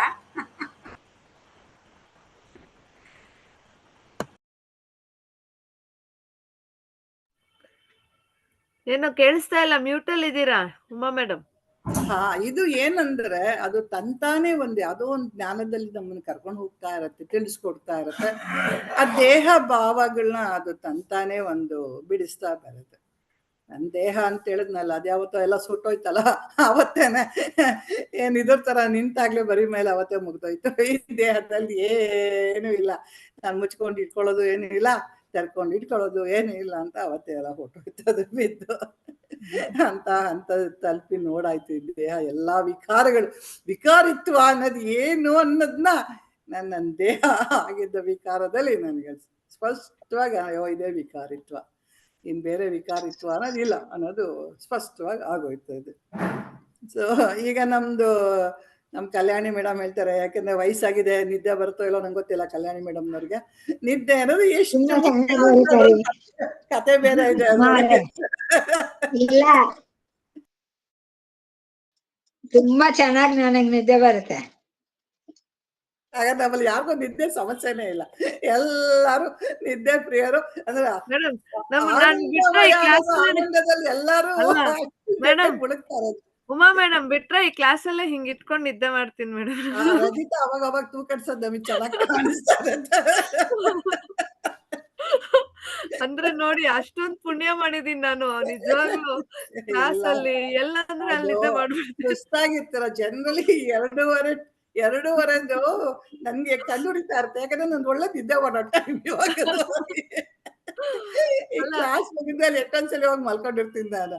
ಯೋಗ ಮಾಡಿಸ್ಬಿಟ್ಟು ಹೊಟ್ಟೆಗೆ ಹಾಕೊಂಡು ಆಮೇಲೆ ಕ್ಲಾಸ್ ಅಟೆಂಡ್ ಮಾಡೋದು ಅಂದ್ರೆ ಅದಕ್ಕೆ ಈ ದಿವ್ಸ ಮಂಗಳವಾರ ದಿವಸ ಊಟ ಎಲ್ಲ ನಾವು ತಿನ್ನೋದೇ ಇಲ್ಲ ನಾನು. ಒಂದ್ ಫುಡ್ ಯಾವಾಗ್ಲೂ 12 ಗಂಟೆ ಹಂಗೆ ತಿಂತೀನಿ, ಇಲ್ಲ ಚೆನ್ನಾಗಿ ನಿದ್ದೆ ಬಂದ್ಬಿಡತ್ತೆ ಅಂತ ಎಲ್ಲ ಸ್ಕಿಪ್ ಮಾಡಿರ್ತೀವಿ ಈ ಒಂದ್ ಕ್ಲಾಸ್ಗೋಸ್ಕರ. ನಾನು ಇಲ್ಲ ಅಂತಂದ್ರೆ ಆಗಲ್ಲ, ನನ್ಗೆ ಲೇಟಾಗಿ ಊಟ ಮಾಡ್ಕೊಟ್ಟು ಅಷ್ಟ ನಿದ್ದೆ ಬರ್ತಾ ಇರತ್ತೆ ಅಂತ ಹೇಳಿ. ಸೊ ಆಯ್ತು, ಹಾಗೆ ಎಕ್ಸ್ಪ್ಲೇನ್ ಮಾಡಿ ಕಲ್ಯಾಣಿ ಮೇಡಮ್ ನೀವು. ಅಲ್ಲ ಒಂದು ಉದಾಹರಣೆ ಬೇರೆ ಕೊಟ್ಟಿದ್ದಾರೆ ಚೆನ್ನಾಗಿರೋದು, ಕುರಿದು.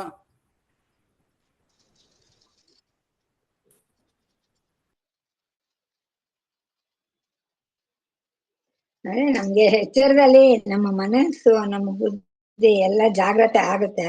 ಆದ್ರೆ ಸ್ಥೂಲ ಶರೀರ ಜಾಗ್ರತೆನೂ ಆಗುತ್ತೆ. ಅವುಗಳನ್ನ ಚಟುವಟಿಕೆಯಲ್ಲಿ ನಾವು ಆನಂದಮಯ ಕೋಶ ಇದ್ರೂ ಅದು ನಮ್ಗೆ ಕಾಣಲ್ಲ.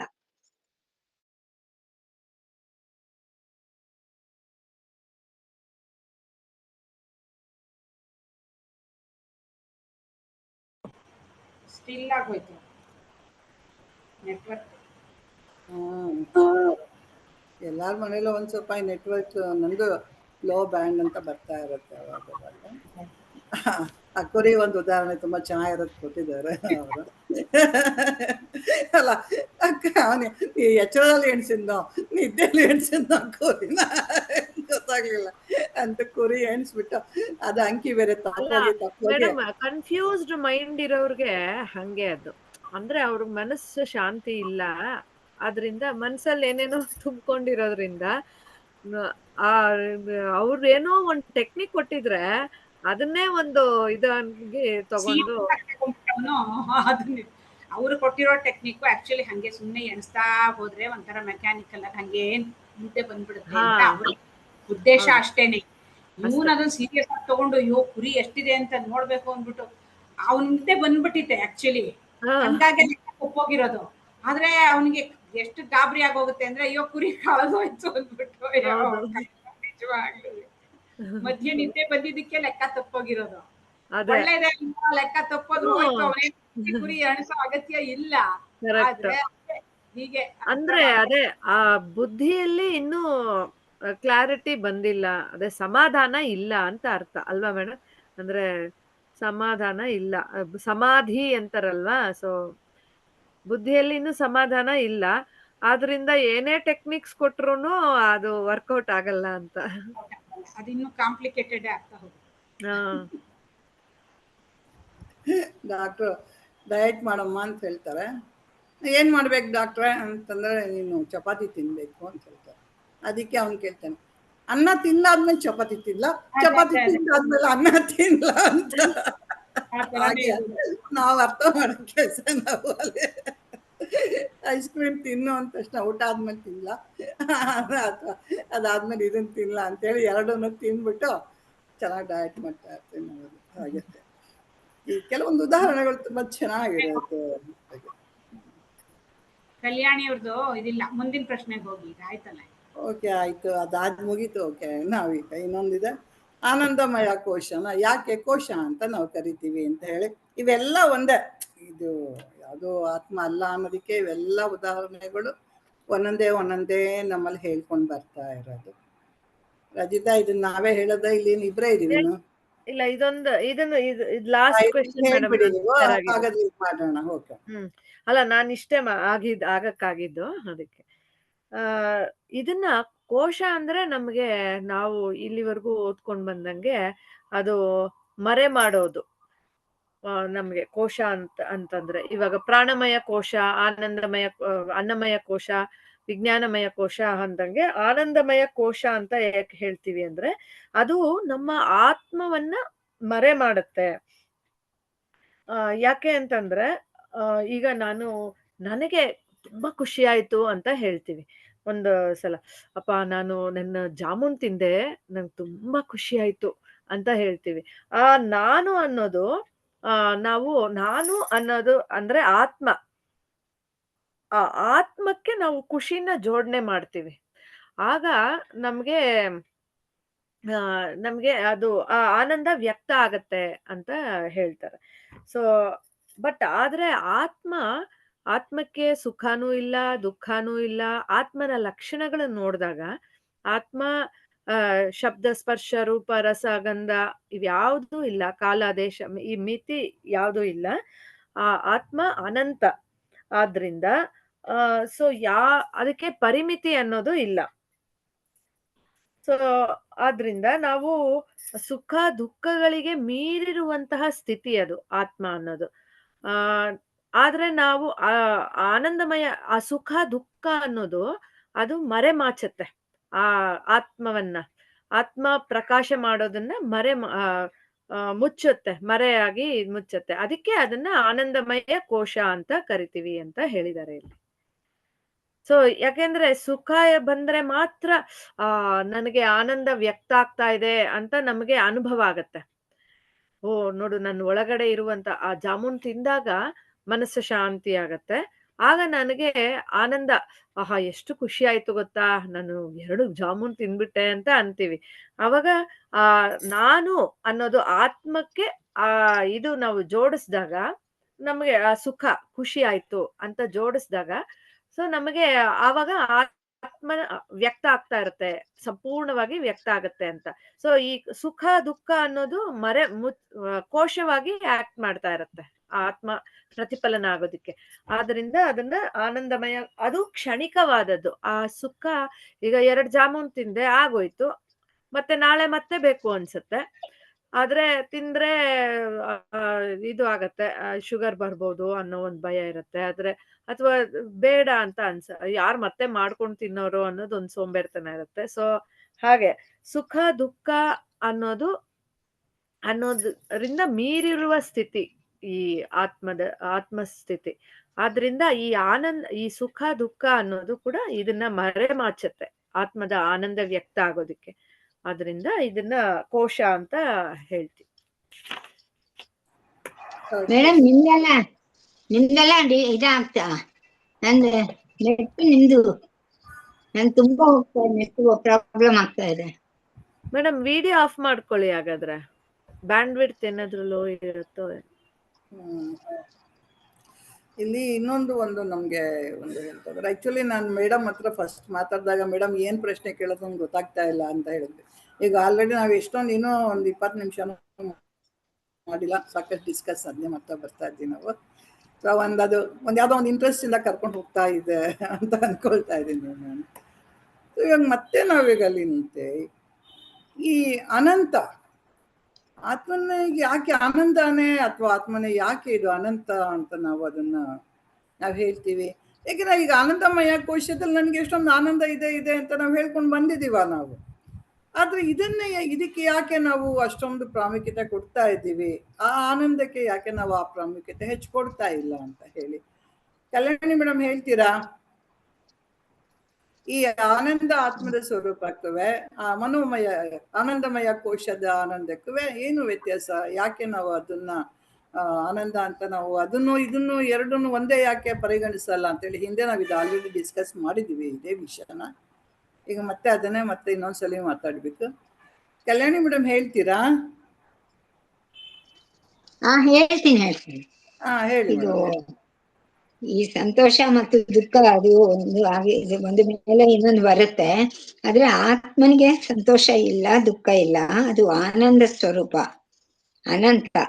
ಇದು ಆದಿ ಅಂತ ಇಲ್ಲದೆ ಇರೋದು, ಆಕಾಶ ಮತ್ತು ಅವಕಾಶ ಮತ್ತು ಕಾಲದ ಪರಿಮಿತಿ ಇಲ್ಲದೆ ಇರೋದು, ವಸ್ತುವಿನ ಪರಿಮಿತಿ ಇಲ್ಲದೆ ಇರೋದೇ ಆತ್ಮ ಅಂತ. ಶಬ್ದ ಸ್ಪರ್ಶ ರೂಪ ರಸ ಗಂಧ ಇದು ಇಲ್ಲದೆ ಇರೋದು ಆತ್ಮ.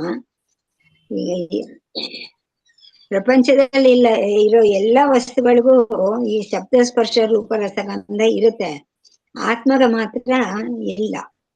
ಆತ್ಮ ಅತಿ ಸೂಕ್ಷ್ಮ, ಆತ್ಮ ಸ್ವರೂಪಿ ನಾನು, ಆತ್ಮ ಆನಂದ ಸ್ವರೂಪ. ಅಂದ್ರೆ ಆತ್ಮನ ಮೇಲೆ ಈ ಸಂತೋಷ ಇದ್ದೀನಿ ಅನ್ನೋದೇ ತಪ್ಪು. ಸಂತೋಷದ ಮೇಲೆ ದುಃಖ ಬರುತ್ತೆ. ಸಂತೋಷ ಅನ್ನೋದು ಕ್ಷಣಿಕ, ಸಂತೋಷದ ಹಿಂದೆ ದುಃಖನೂ ಬರುತ್ತೆ. ಆತ್ಮ ಸುಖ ದುಃಖಗಳನ್ನು ಮೀರಿದ್ದು ಅದು ಅನಂತ, ಆತ್ಮ ಆನಂದ ಸ್ವರೂಪ. ಆನಂದ ಅನ್ನೋದು ಆತ್ಮನ ಬಿಟ್ಟು ಅದು ಹೋಗೋದಿಲ್ಲ. ನಾನು ಸಂತೋಷವಾಗಿದ್ದೀನಿ ಅಂತ ನಾವ್ ಹೇಳಿದ್ರೆ ಅದು ಕ್ಷಣಿಕವಾದದ್ದು, ಅದಕ್ಕೆ ಆನಂದಮಯ ಕೋಶದ ಮೇಲೆ ಅದು ಆರೋಪ ಆಗುತ್ತೆ. ಅದಕ್ಕೆ ಅದನ್ನ ಆನಂದಮಯ ಕೋಶ ಅಂತ ಹೇಳ್ತಾರೆ. ಆನಂದಮಯ ಕೋಶ ಗಾಢ ನಿದ್ದೆಯಲ್ಲಿ ವ್ಯಕ್ತ ಆಗುತ್ತೆ. ಗಾಢ ನಿದ್ದೆಯಲ್ಲಿ ಯೋಚನೆಗಳೇ ಇರಲ್ಲ, ಮನಸ್ಸು ಶಾಂತ ಆಗುತ್ತೆ, ಬುದ್ಧಿ ಕೆಲಸ ಮಾಡಲ್ಲ. ಯಾವ ಕೆಲಸ ಇಲ್ಲದೆ ಮನಸ್ಸು ಶಾಂತವಾಗಿರುತ್ತೆ. ಶಾಂತವಾಗಿರೋ ಮನಸ್ಸಿನಲ್ಲಿ ಆನಂದ ಪ್ರತಿಫಲನ ಆಗುತ್ತೆ. ಅಹಂಕಾರ ವ್ಯಕ್ತ ಆಗೋದಿಲ್ಲ. ಅಹಂಕಾರವಾಗ ಸೂಕ್ಷ್ಮ ರೂಪಕ್ಕೆ ಹೋಗುತ್ತೆ, ಪ್ರಪಂಚ ಸೂಕ್ಷ್ಮ ರೂಪಕ್ಕೆ ಹೋಗುತ್ತೆ. ನಾನು ಮತ್ತು ಪ್ರಪಂಚ ಅನ್ನೋ ಪ್ರಶ್ನೆನೇ ಇರೋದಿಲ್ಲ. ನಾನು ಮತ್ತು ಬೇರೆ ಅಂತ ಇರೋದೇ ಇಲ್ಲ, ದ್ವೈತ ಇಲ್ಲ. ದ್ವೈತ ಇಲ್ಲದೆ ಹೋದ್ರೆ ಅಲ್ಲಿ ದುಃಖ ಅನ್ನೋದೇ ಇಲ್ಲ. ಅದರಿಂದ ಆನಂದ ಪೂರ್ಣವಾಗಿ ವ್ಯಕ್ತ ಆಗುತ್ತೆ.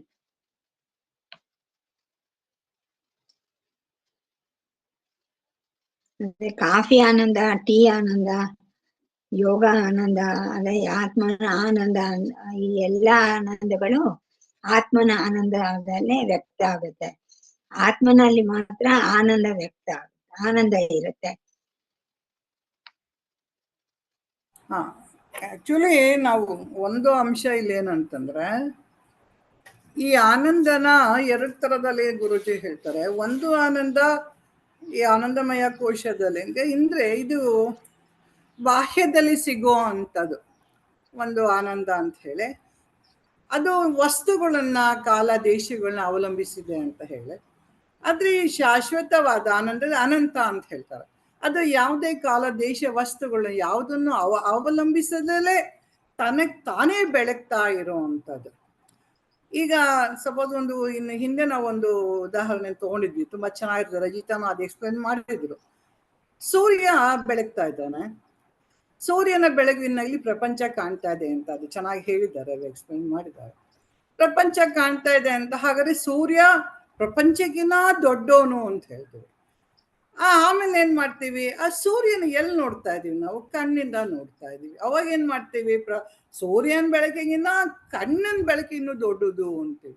ಆಮೇಲೆ ನೆಕ್ಸ್ಟ್ ಮನಸ್ಸಿಗೆ ಬರ್ತೀವಿ, ಅಲ್ಲೂ ಆಮೇಲೆ ಏನ್ ಮಾಡ್ತೀವಿ, ಕಣ್ಣಿಗಿನ್ನ ಮನಸ್ಸು ದೊಡ್ಡದು, ಆಮೇಲೆ ಬುದ್ಧಿ ದೊಡ್ಡದು, ಆಮೇಲೆ ಎಲ್ಲವೂ ಬಂದಾಗ ಆತ್ಮದ ಬೆಳಕೆ ಎಲ್ಲದಕ್ಕಿನ್ನ ದೊಡ್ಡದು. ಅದರ ಒಂದು ಬೆಳಕಿಂದ ಇವೆಲ್ಲದು ಬರ್ತಾ ಇದೆ ಅಂತ ಹೇಳಿ ಒಂದು ಫಸ್ಟ್ ಹಿಂದಿಗೆ ಹೋಗ್ತೀವಿ ನಾವು, ಅಲ್ಲಿಂದ ಆಮೇಲೆ ಮತ್ತೆ ಮುಂದಕ್ಕೆ ಬರ್ತೀವಿ.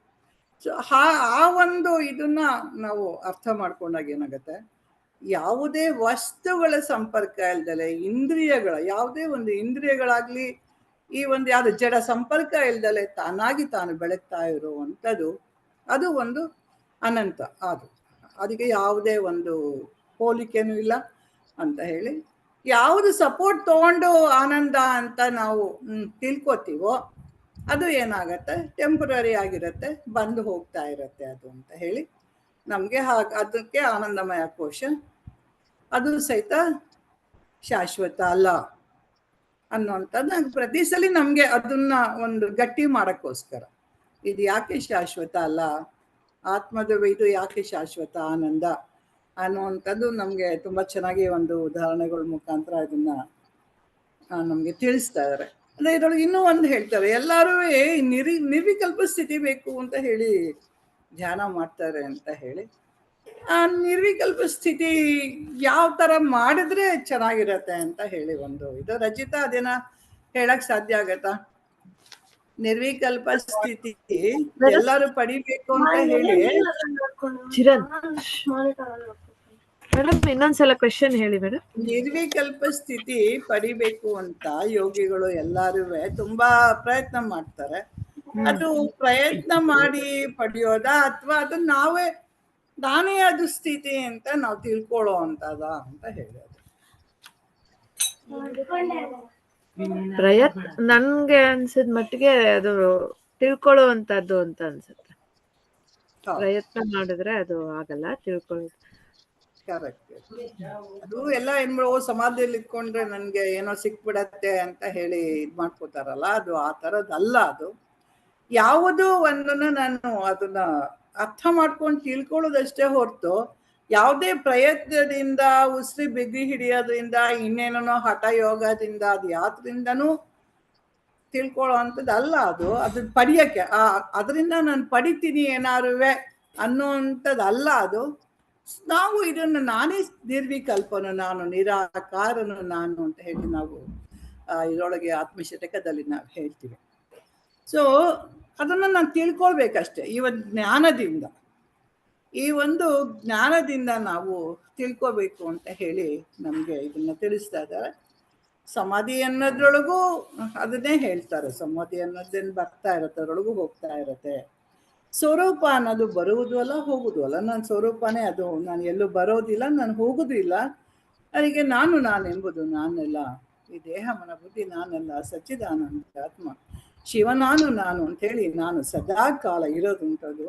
ಸಮಾಧಿ ಅನ್ನೋದು ಕ್ಷಣಿಕ, ಅಲ್ಲಿರೋ ತನಕ ಅಲ್ಲಿ ನಮ್ಗೆ ಇರ್ತೀವಿ, ಆನಂತರ ಬರ್ತೀವಿ. ಅದನ್ನ ಜ್ಞಾನದಿಂದ ತಿಳ್ಕೊಂಡು ಧ್ಯಾನ ಮಾಡಿದಾಗ ಮನಸ್ಸು ಪೂರ್ಣ ಸಮಾಧಾನ ಸ್ಥಿತಿಗೆ ಬರುತ್ತೆ. ಪೂರ್ಣ ಸಮಾಧಾನ ಸ್ಥಿತಿ ಬಂದಾಗ ಆನಂದಮಯ ಕೋಶ ತೆರ್ಕೊಳ್ಳುತ್ತೆ ಅಂತ ಹೇಳಿ ನಮ್ಗೆ ಅದನ್ನ ಒಂದು ಜ್ಞಾನ ನಮ್ಗೆ ತಿಳಿಸಿದ. ಪ್ರತಿ ಸಲ ಆನಂದಮಯ ಕೋಶ ಯಾವಾಗ ತೆರ್ಕೊಳ್ಳೋ ತುಂಬಾ ಪುಣ್ಯ ಮಾಡಿದ್ದಾಗ, ಮನಸ್ಸು ಪ್ರಶಾಂತವಾದಾಗ ಅಂತ ಹೇಳಿ.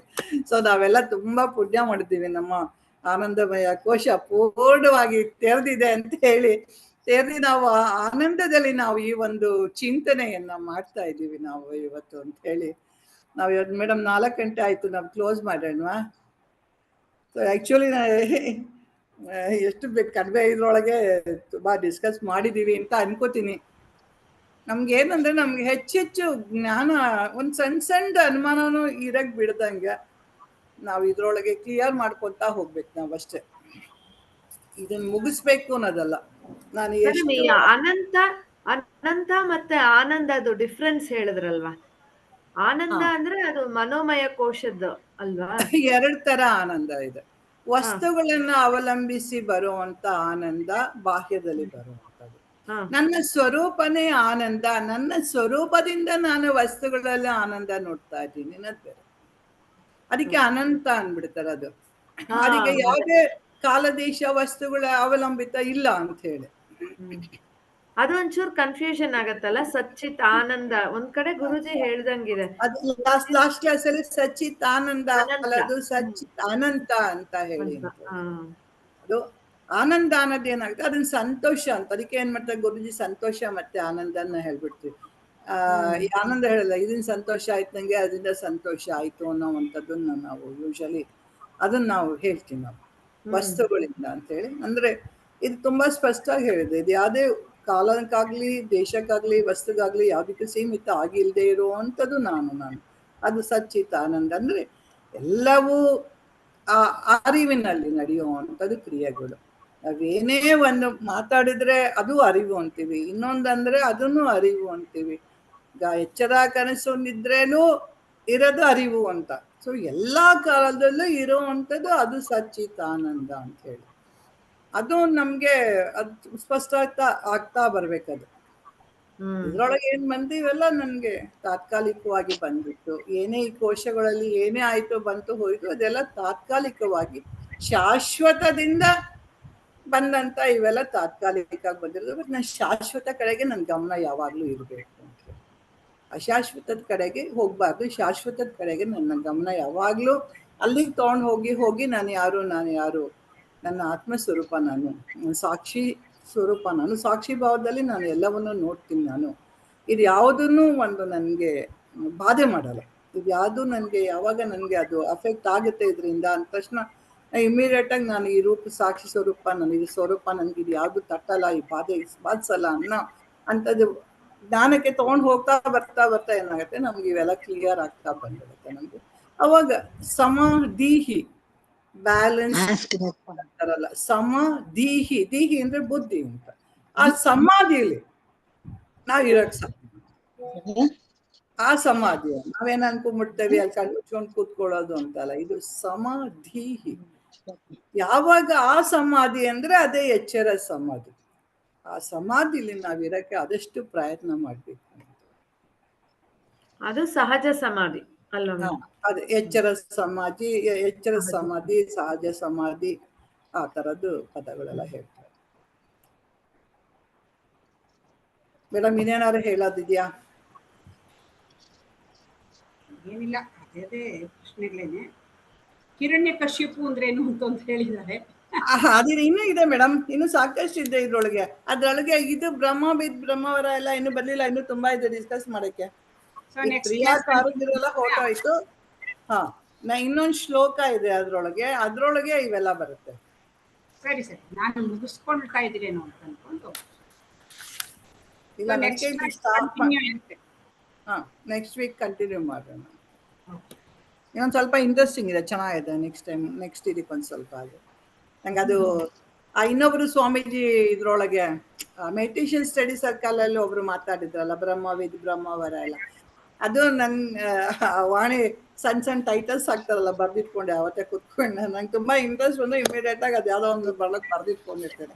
ಸೊ ಅದು ಹೇಗಿದೆ ಅದು ಅವ್ರು ಏನ್ ಹೇಳಿದ್ದಾರೆ, ನಮ್ ಗುರೂಜಿ ಏನ್ ಹೇಳಿದ್ದಾರೆ ಅದು ಅಂತ ಹೇಳಿಬಿಟ್ಟು ತುಂಬಾ ಚೆನ್ನಾಗಿದೆ ಅದು. ಎಲ್ಲರೂ ಇದ್ದಾಗ ಚೆನ್ನಾಗಿರುತ್ತೆ ಮಾತಾಡೋದು. ಪ್ರೇಯರ್ ಹೇಳ್ಬಿಡ್ಲಾ? ಪ್ರಾರ್ಥನೆ ಮಾಡ್ಬಿಡಿ, ಆಮೇಲೆ ರೆಕಾರ್ಡಿಂಗ್ ಸ್ಟಾರ್ಟ್. ಮೆಡಿಟೇಷನ್ ಮಾಡ್ತೀನಿ ಟೈಮ್ ಇಲ್ಲ ಅಂತಾರಲ್ಲ, ಇರ್ಲಿ ಬಿಡಿ, ನೆಕ್ಸ್ಟ್ ಟೈಮ್ ನೋಡಿ. असतो मा सद्गमय तमसो मा ज्योतिर्गमय मृत्योर्मामृतं गमय।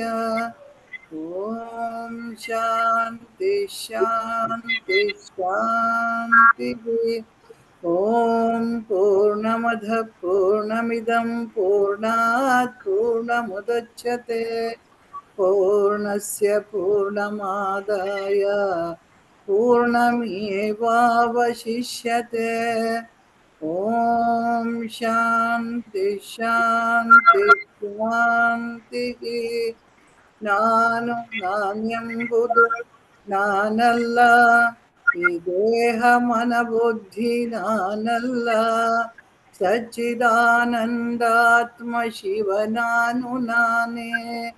ಶಿವೋಹಂ ಶಿವೋಹಂ ಶಿವೋಹಂ.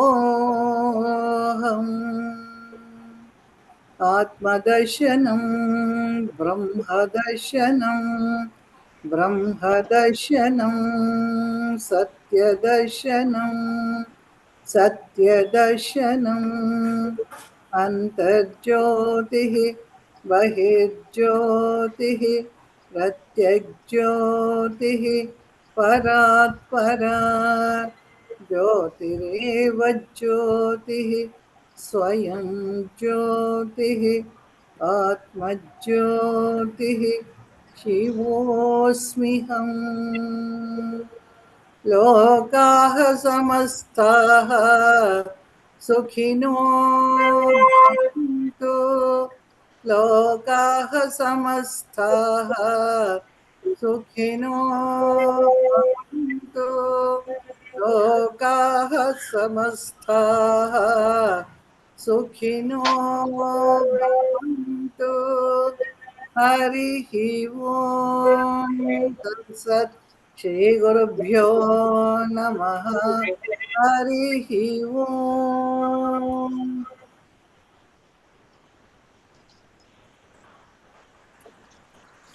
ಮೇಡಮ್ ಏನಾದ್ರು ತಪ್ಪಿದ ದಯವಿಟ್ಟು ಇದ್ಬೇಕು, ಏನೋ ಅಕಸ್ಮಾತ್ ನನ್ನ ಅಂಡರ್ಸ್ಟ್ಯಾಂಡಿಂಗ್ ಅಲ್ಲಿ ಏನಾರು ಇದಾಗಿದೆ